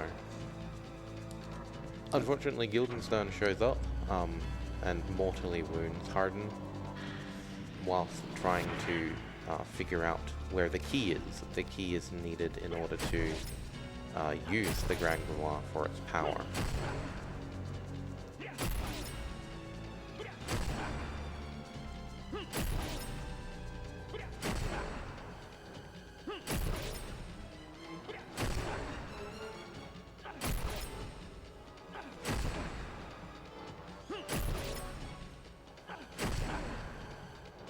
Alright, so that was the Ogre Lord. Similar to the Ogre earlier, I didn't explain it back then, but he is very chain resistant on every part of his body except his main body, but that is the most defended location as well, so getting damage on him is actually more difficult than it should be. I think that was... nope, that was right. Good. Nice. I definitely need that. That Schiavona is going to come into play much later. It is a weapon I'm going to make good use of. But right now I'm going to hold on to it and just...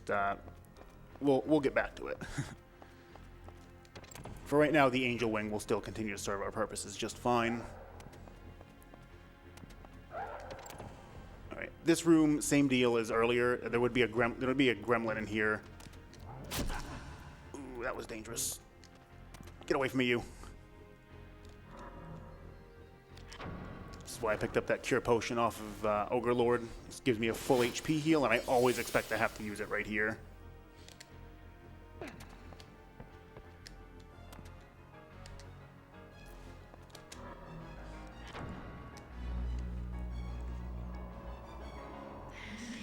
So we're going to buff up. Surprise, there's another boss. This game does like its bosses. And are there any cutscene you can't skip? Well, they're going to make sure they get their intros. Although the ogres do have really cool outros as well. Yeah, those ones, both of them. I mean, the ogre tries to run away and then just kind of fades away, and the ogre lord tries to ambush you and disappears in mid-ambush.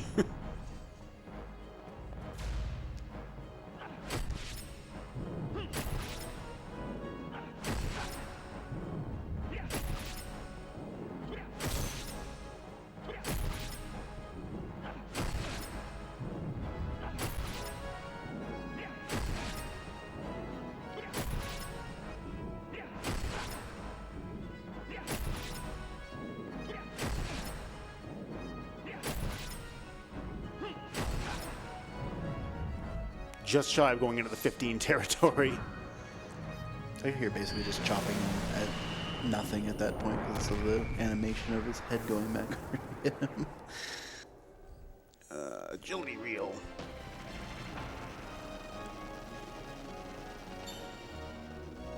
Good. I don't need anything off of you.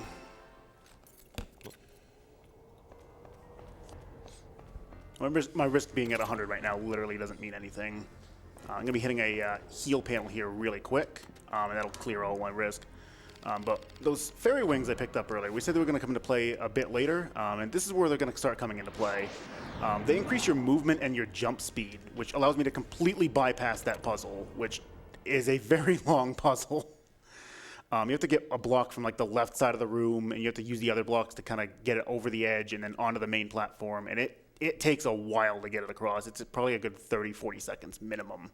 Maybe more than that. I've never really timed it. I am also going to make a safety save here because my last practice run proved that that things can happen here. And I had a death right in this area that I wasn't expecting that cost about 10 minutes. So I'd rather not repeat that if I don't have to.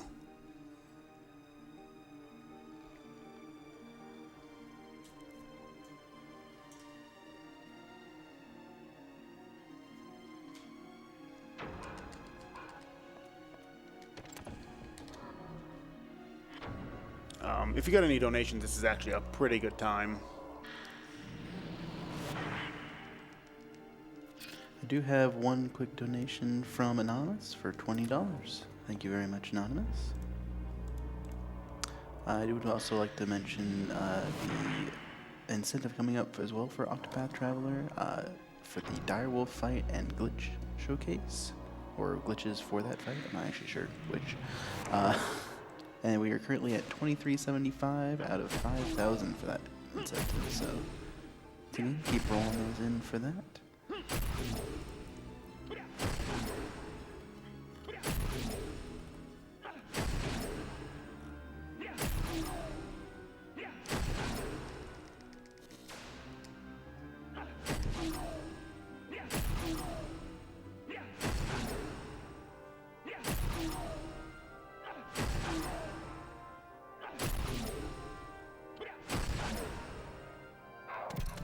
If you've got anything else to bring up, this is actually a really good time because we have a puzzle in the next room that is very, very long that we unfortunately don't have any way to skip.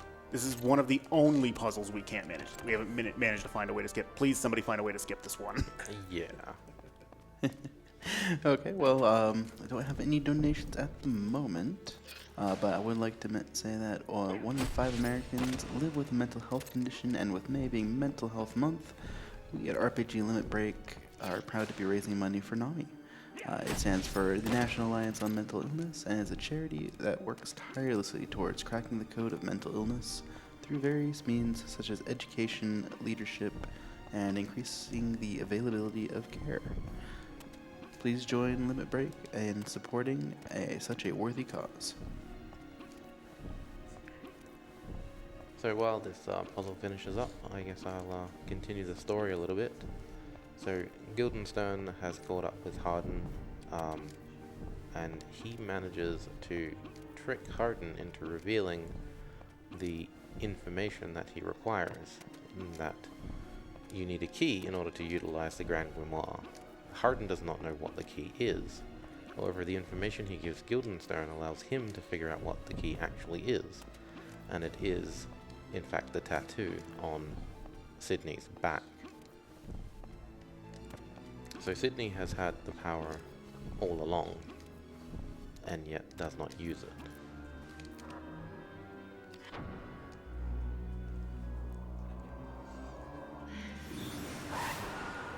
As I said, somebody please find a way to skip that puzzle. Yeah, it's about a minute 20.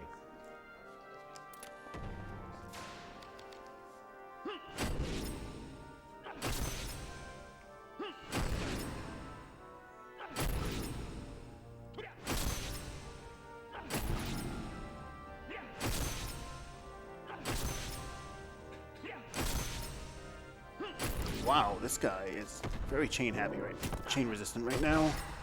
He has a 3 in 8 chance of dodging chains down his body.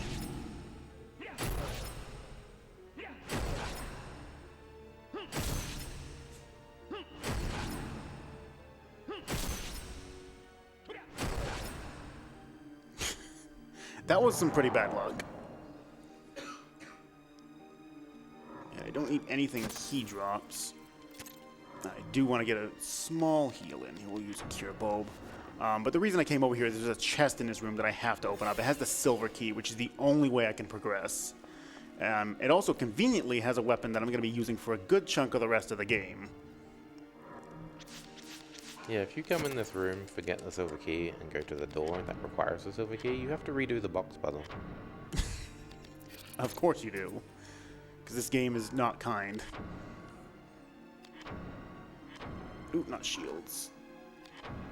So, Angel Wing has served its purpose. We're going to say goodbye to it.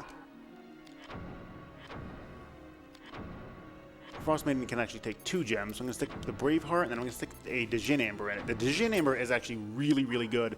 It raises the air affinity on the weapon by a lot, which then combines with the spell I've been casting, Luft Fusion, to raise it by even more. The gem itself, once I've got all my buffs rolling and everything, generally is worth about 11 to 12 damage. Because how much the affinities give you in terms of damage is normally just 1/4 of their value, but the higher your strength is, the more they give you. So my strength is actually is in the 160 to 170 range right now, which is boosting that amount by a bit. So what would normally be only 7.5 is actually closer to like 11 or 12, which is actually really huge, especially towards the final boss area. Ah, good, he finally cast a spell. Last time I came through here, he just decided to shoot at me.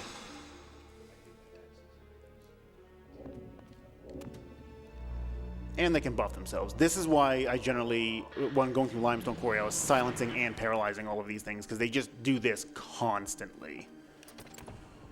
Thankfully, silence only lasts for 1 room.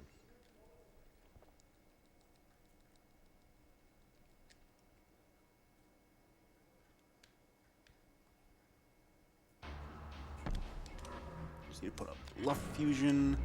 Since I got a new weapon, I do need to instill it up. But this boss is actually very convenient for doing that.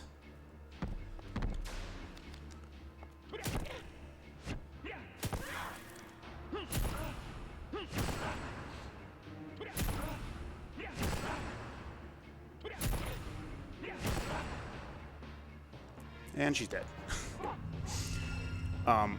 The first left arm is very weak to air and blunt, so this weapon already does quite a bit of damage. I just put up Luft Fusion so I don't have to end the chain early and restart the attack once my phantom points are maxed out, so she doesn't ever get a turn. And this is a strength reel.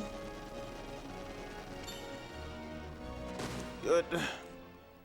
She also doesn't drop anything, unlike every other boss in the game. So right here in that room with that boss, Rosencrantz confronts Sydney. He wants the power for himself. Sydney is not so willing to give it up. Summons Kali, which is the boss, and Kali gets rid of Rosencrantz. However, Sydney does just leave Kali there for Ashley to take care of, because I guess he believes that Ashley is powerful enough. Oh, clearly we were. Mm. So this is the final area right here. We're entering the Great Cathedral. This is basically a boss rush. There are a lot of... I fought a lot of the elementals during the course of the game as bosses. This place has the basically the upgraded versions of those. And we fight all of them, all 5, plus a couple of other enemies. But there aren't really any normal enemies here to worry about. So that ends up, it's just a lot of running around and a number of boss fights. And here, I want to make sure I'm right at the door when I cast these buffs, because I'm going to be fighting 2 bosses very quickly, back to back, and I want to make sure the buffs last through both fights. It should also be mentioned about these elemental lords that they best chance you have against them is only 50%. They are very resistant, and I need to be able to hit them in the head for that. Any other spot has more chain evasion than that. Thankfully, with this heavy mace, I have enough range on my weapon that I can hit their heads relatively easily. Well, not easily, but a lot more easily than with something with less range.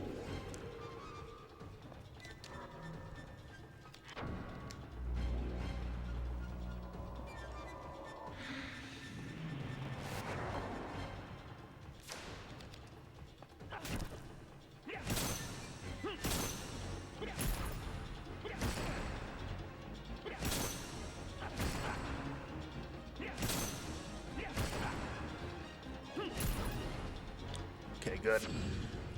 Not too bad.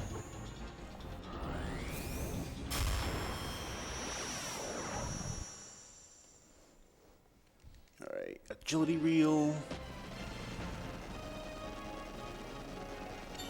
I think that might have been early. Nope, it wasn't. Good. No, that's 21. A lot of the bosses in here unlock these platforms. This is what allows me to get around the area. A few of them actually have keys that I need, but primarily I'm going to be killing the bosses to get these platforms to activate so I can actually access other parts of the cathedral. Yeah, and all the platforms, they're all unskippable cutscenes too.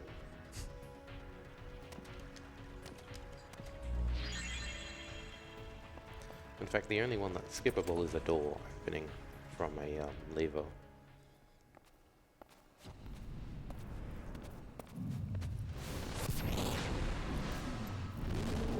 So here's Ifrit. We're going to be dealing with him the exact same way, we dealt with Marid. I'm just using an air build through all of this because with the gem, with the Djinn Amber and my weapon, I basically get about as much damage from using air versus using their actual weakness.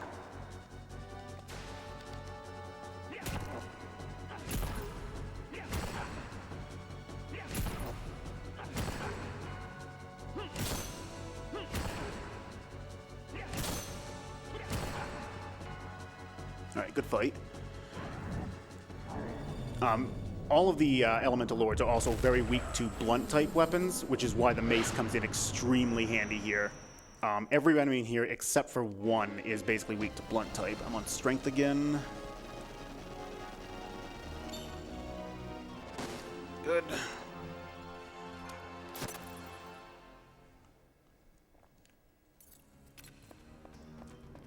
You guys, you watching at home can't actually see what my stats are, but right now my strength is 123, intelligence 120, and agility 121, which is beyond fine for the end game. Anything around 120 for strength actually works just fine for everything. But a lot of this route is built around actually being able to damage the final boss, because the final boss is, in terms of how easy he is to damage, he is literally the third hardest enemy in the game to do damage to, right behind the game's super boss and the game's super boss in a boss rush. And without setting up my weapons the way I have been, and without actually hitting all these stat boosts, he would be basically impossible to do damage to. I think most people in their casual playthroughs will get to him and basically be doing 0 damage, because he has an insanely high strength score. I believe it's in the 180s. He can obviously roll up or down on that. And he has elemental resistances of 50 across the board except to light and darkness, and his weapon type defenses are all, I believe, 25 across the board. It's either 20 or 25, but it makes it so I have a lot to be able to get through in order to be able to do any damage to him. I cast the wrong spell. I was supposed to put up soil fusion here. That was my bad. I wasn't paying attention. Oh, crap. This is... Okay, where are they? This is why I picked up those mana roots back at the beginning in case of emergencies.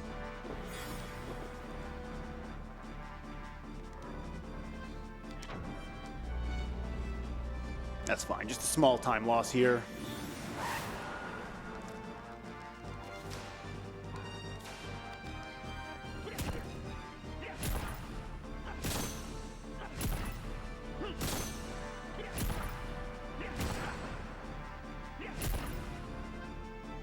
Alright, good fight anyway.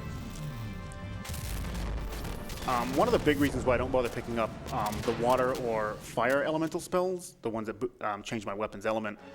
Let me get this reel first. Nice. One of the big reasons why I don't pick up those two spells, the fire one is very, very far out of the way and is absolutely not worth the time it takes to go get. The water one's kind of on, is only like one room out of the way, but there's only 3 bosses that it would be effective against. And one of them being, I mean, 2 of them being the fire elemental and then Ifrit. Ifrit, as I mentioned earlier, I can basically just use an air build and get about as much damage. The fire elemental it would be nice against, but I did it again. I have to go up to the next floor. The fire elemental, I have the gem to deal with, and the only other enemy where it would come into play is basically in 2 rooms from here where using air is almost as good as using water, and I do enough damage that it really doesn't matter. You're really not liking the flame dragon today.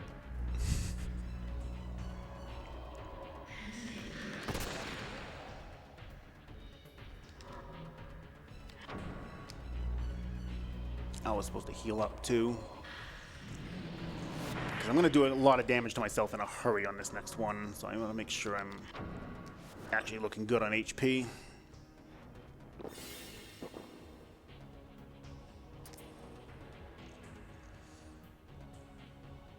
So here we have the Flame Dragon. At this point, dragons have been downgraded to just minor bosses. They don't give me a stat reel, they just lock the doors and have a couple of items.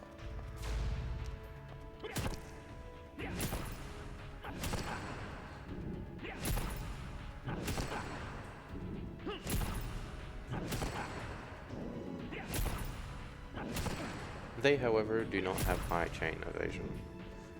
Thankfully. Alright, good. My risk is in a good spot. I need these buffs to carry over a couple of rooms from now. I'm going to be facing off with a Lich Lord, who activates a platform that I need to get activated.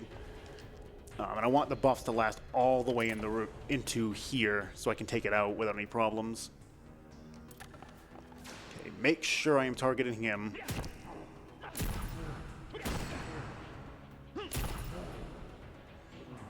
It's a little bit faster to actually take out the skeletons first, because I won't get this item dialogue to come up.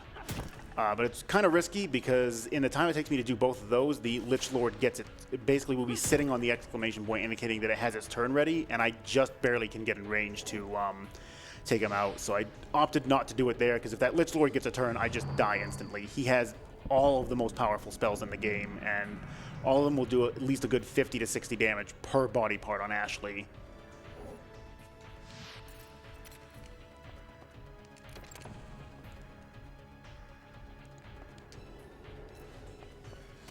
Okay, the buffs wearing off at this point doesn't matter too much. I do have to kill a Lich in a couple of rooms here, but he still has only 120 HP like he did earlier, so it's not that big of a deal if they drop off.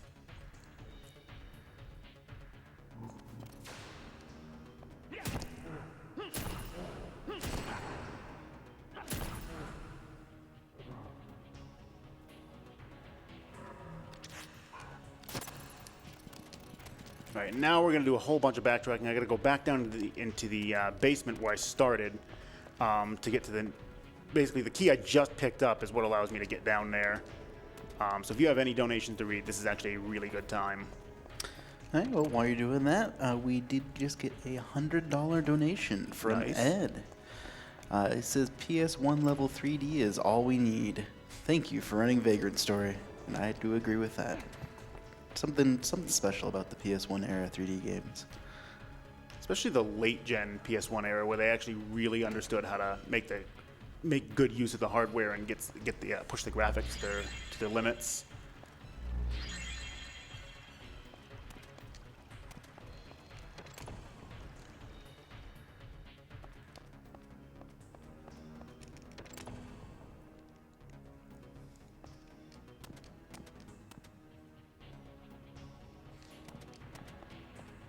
All right, so we got another boss. We got another dragon coming up here. I don't understand why this one's not a boss, because this one, this is the only enemy in the entire game that I kill that is weak to darkness element, which just so happens this Shiavona that dropped off the Ogre Lord happens to be darkness element. Or rather, not its darkness element. It has a gem inside of it that switches it to dark element, which is just so convenient to be able to use against him. He does have a breath attack, and sometimes I don't quite get over it, and I'm going to hope that I get past it. Yeah, his breath attack, Divine Breath, also not only does physical damage, but it also damages your MP.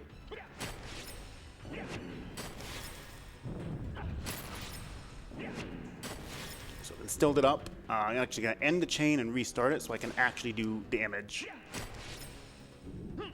You'll notice it basically just doubled my damage output, filling up the phantom points in the weapon.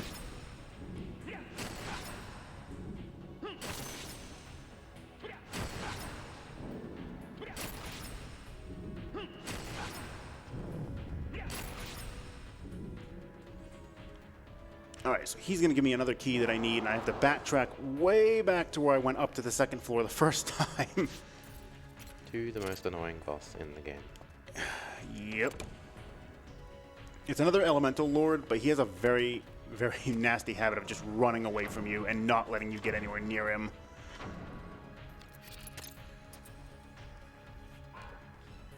While Dragondarch is running all the way up there,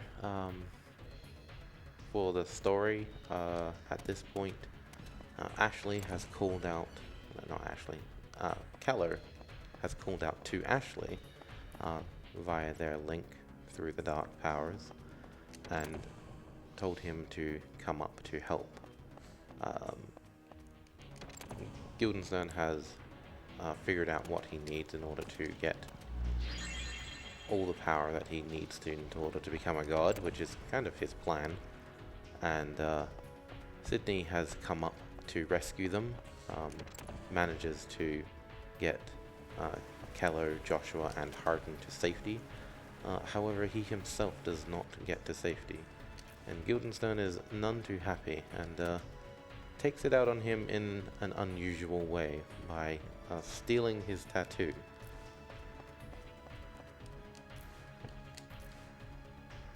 Just steals the tattoo? Well, I mean, the way in which he does it is not very pleasant. Ah, I see. Well, that's awkward. Yeah. Yeah, it's not something that we really want to describe. We'll just leave it at he stole the tattoo. No, that's not the spell I want. I'm very thankful we don't have to use unlock more than once in the entire run, because it's really annoying when it just decides it does not want to hit the chest. Yeah, they're really jank spell.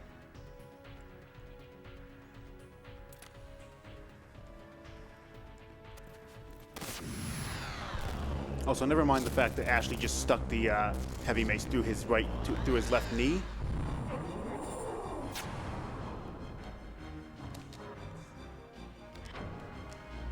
This is Dao, and this is the Earth Element. This is the Earth Elemental Lord. He moves very fast and likes to run away. I'm gonna go with the body. Like that.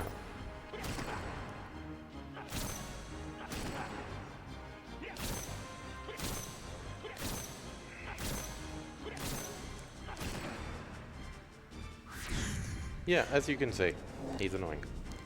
His head is actually pretty hard to hit. You have to be like right up next to him, and the body has higher chain evasion, so I don't like to go after it if I don't have to.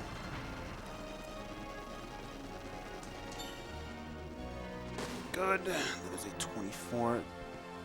I needed to kill him for the sigil. He does not actually activate a platform himself, but I needed that sigil in order to access the last area. Delay a little bit. Grab that. Jump. While you're running to that last area, I'd like to officially welcome everyone everyone just waking up to the last day of RPG Limit Break 2019. But don't worry, we still have plenty of time for runs, about 18, 19 hours, maybe closer to 20, 21, 22. It'll be pretty late in the night tomorrow by the time we finish, but that's okay. We're having some wonderful runs today. Finishing up with Vagrant Story, Mega Man Network Transmission, and Octopath Traveler coming up in the next while. And we are coming to you from Salt Lake City, Utah, and raising money for NAMI, the National Alliance on Mental Illness. So I'm going to burn another Fairy Wing here. I don't actually need this one to get across this gap, but I'm going to need the Fairy Wing in a couple of rooms from now to skip a puzzle. So it just makes that jump a lot more consistent, and the jump back, obviously. And then I can use it to. I have just enough time to get over here and use and make use of the speed to skip this puzzle.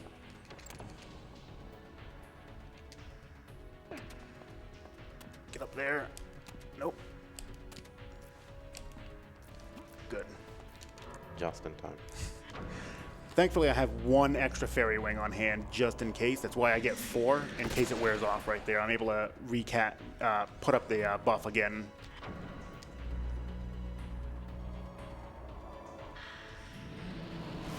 So we're going to face off with our last Elemental Lord. This is the Dark Elemental Lord. This is Nightmare. I don't have any damage that's light elemental, so here I would have to use something else. But thankfully, versus everything else, he's just basically dead even, so it wouldn't matter what element I was working with. Same as the rest of them. I'm going to put up Degenerate to start with. If you haven't noticed, I've used this on almost every boss. If I don't use it on a boss, it's because they are literally immune to it.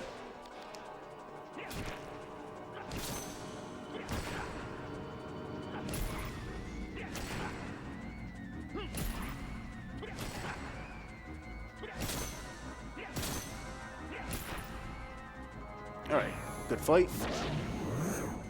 And the last reel of the game, this is the last stat reel I'm going to be getting. This is a strength reel. If it happened to be an intelligence reel, I just wouldn't care what I'm going to get out of it, but I'd like the extra strength. If I can get it, I'll take a 2.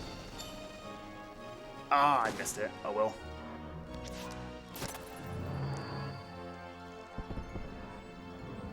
So I'm going to be ending with 23 strength on this one.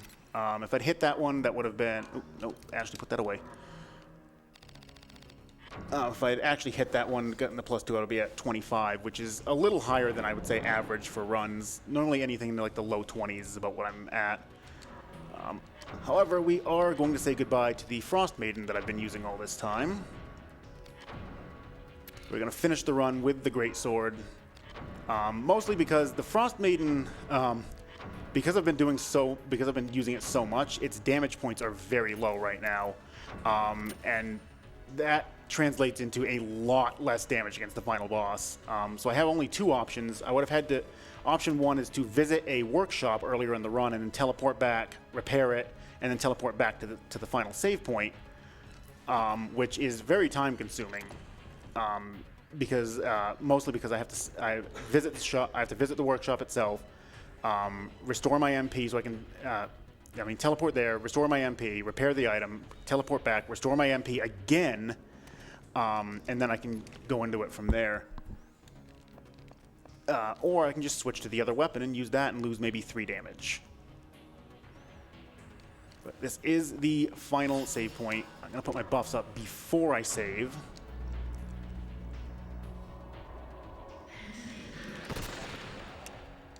I'm sorry? What?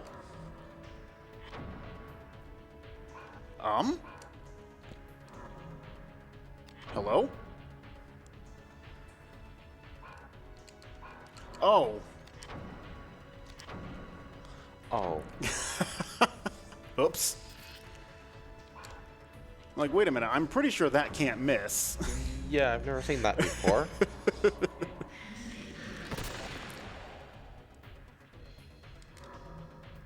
That's fine. I still have enough. I have enough MP to cast everything I need to. Okay, while you're finishing up that save, we do have a quick $10 donation from Anonymous. Thank you very much, and that gets us that much closer to our goal of beating last year's number, about 165,000 or so. Thank you very much. Enjoy the end of the run. Also forgot to use that elixir. Oh no, I used it. Never mind. Alright, so I finally cast Magic Ward, despite having it for over half the game. It's a very MP-intensive spell, and I prefer not to have to cast it if I don't have to most of the time. But for the final boss, I absolutely do want it up, because he has some very nasty spells that can kill me. And it also blocks him from putting status debuffs on me, so I just have to recast those.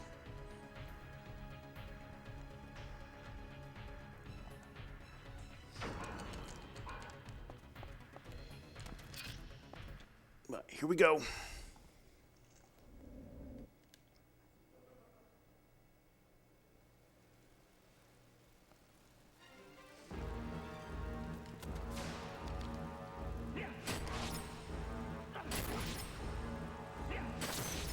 So Guildenstern is 2 phases.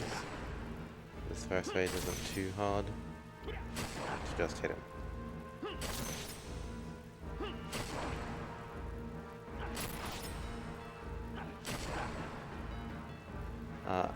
Just in case, there's a bright light.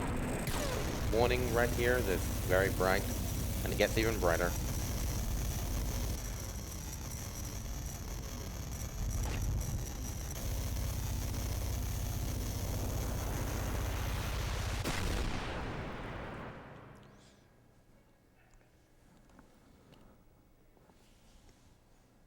Alright, so this boss is, in the speedrun at least, the hardest enemy to do damage to, and the entire route is built around being able to actually be able to do damage without needing Raging Ache or something. He has 666 health, and has all kinds of nasty abilities. Yeah, he in fact has, I believe he has access to every spell in the entire game, including one very special attack, which will destroy you if he gets it off. But he usually doesn't do it until you've attacked him a couple of times. Hopefully, we can one-shot him.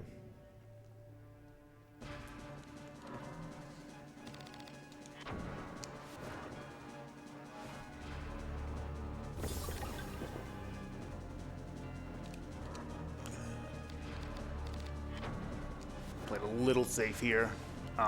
I need a lot of HP to be able to survive all the damage I'm going to do to myself.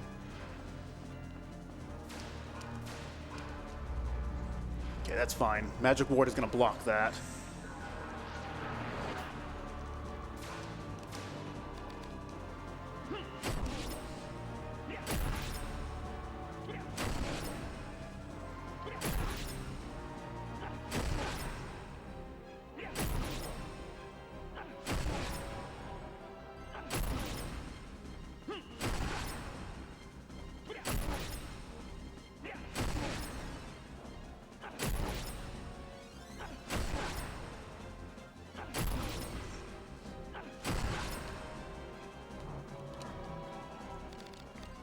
Time will be coming up very shortly once the boss is defeated. Okay, save this Vera Potion just for this fight, just in case something happens. I'm not going to be able to catch him.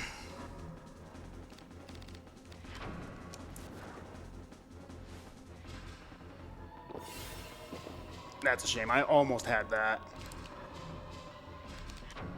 Gonna put my buffs back up. They're gonna drop off before I get another chance to attack him anyway, so there's no point in leaving them down.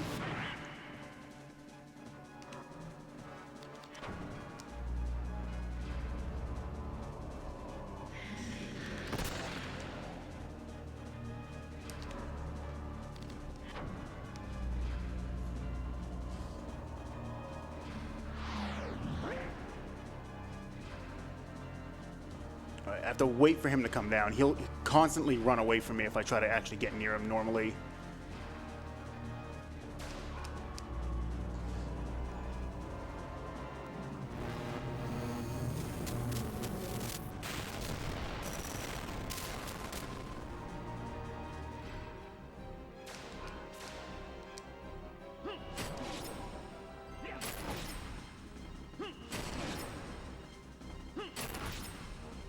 And time. Really?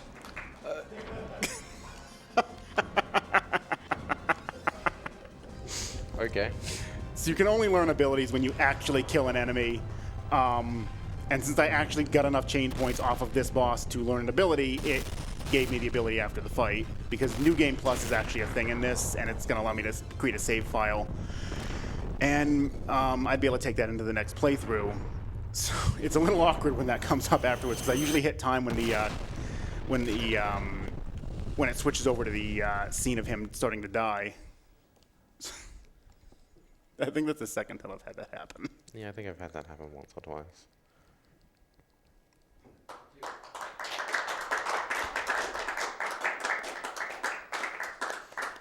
If you want to give a quick idea of what the endings is going on. So the ending, during the fight, Ashley figures out the truth, and I suppose he gets over his guilt for his wife and his son dying. He tries to help Sydney get out of the city. Harden, Joshua, and Kello make it to safety. Tiega and Nisa catch up with Grissom, although Tiega tells Nisa to flee, and Tiega and Grissom decide to have one last dance, so to speak. As for the ending itself,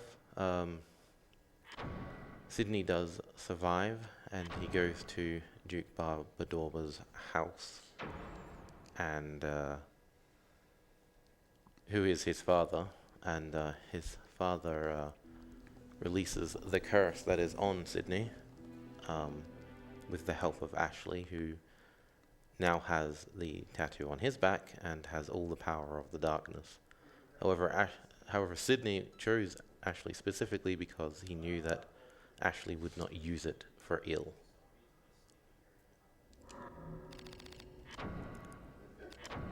Just wanted to take a look at my in-game time. It's 2:06, usually a couple minutes behind what the real time is. Even with that death, though, that death was so quick. But yeah, that was a pretty clean run overall. Couple little mishaps here and there, and that one death just to show. I think the game just wanted to show that yes, it can kill you at any time. Yeah, pretty much. But I've got nothing else. If we want to move on to the next game. Okay, thank you very much, Dragondarch. That was Vagrant Story. That was a wonderful run coming in at 2:03:54. We're going to go ahead and move on. First, we'll play a Twitch ad.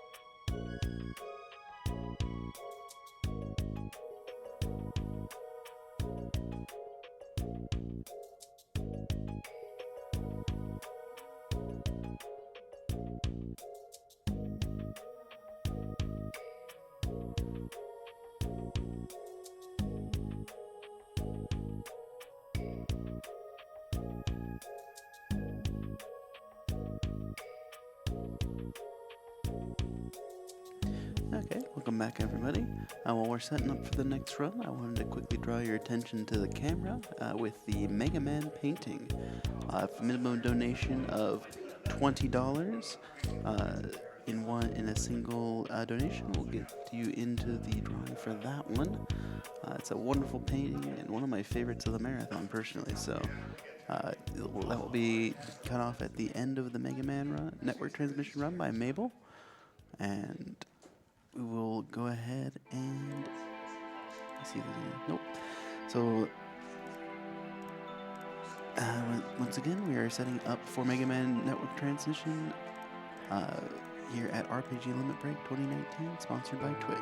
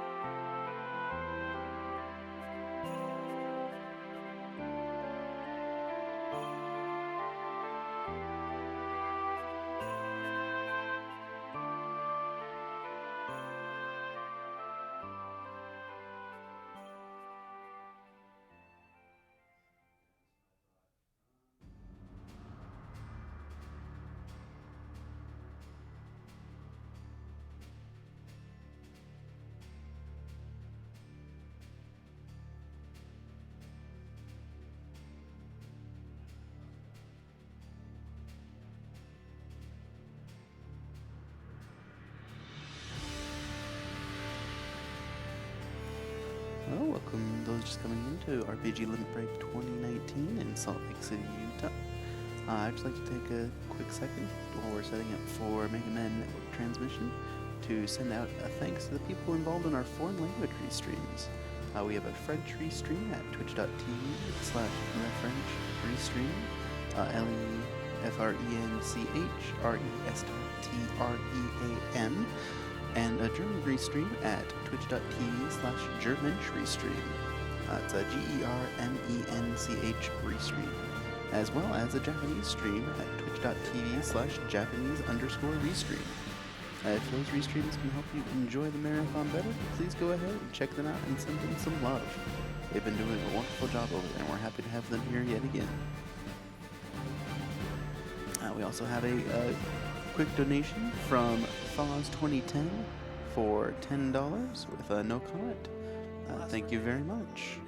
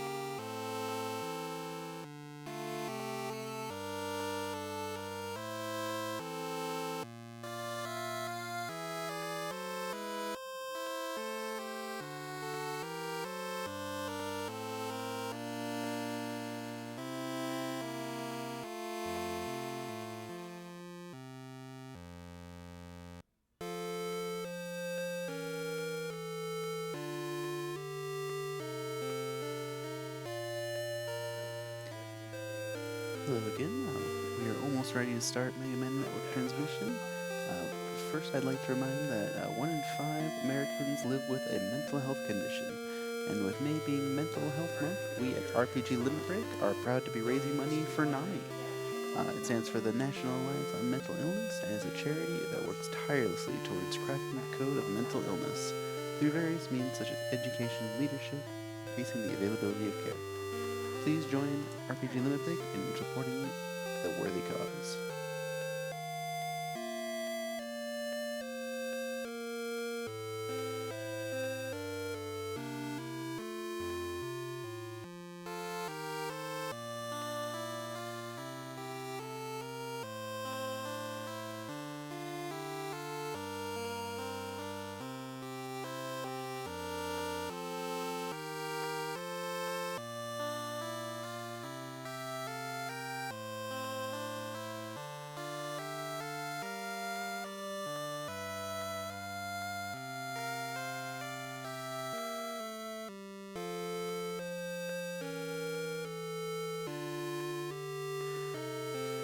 And once again, we do have some awesome T-shirts back for another year, courtesy of the Yeti.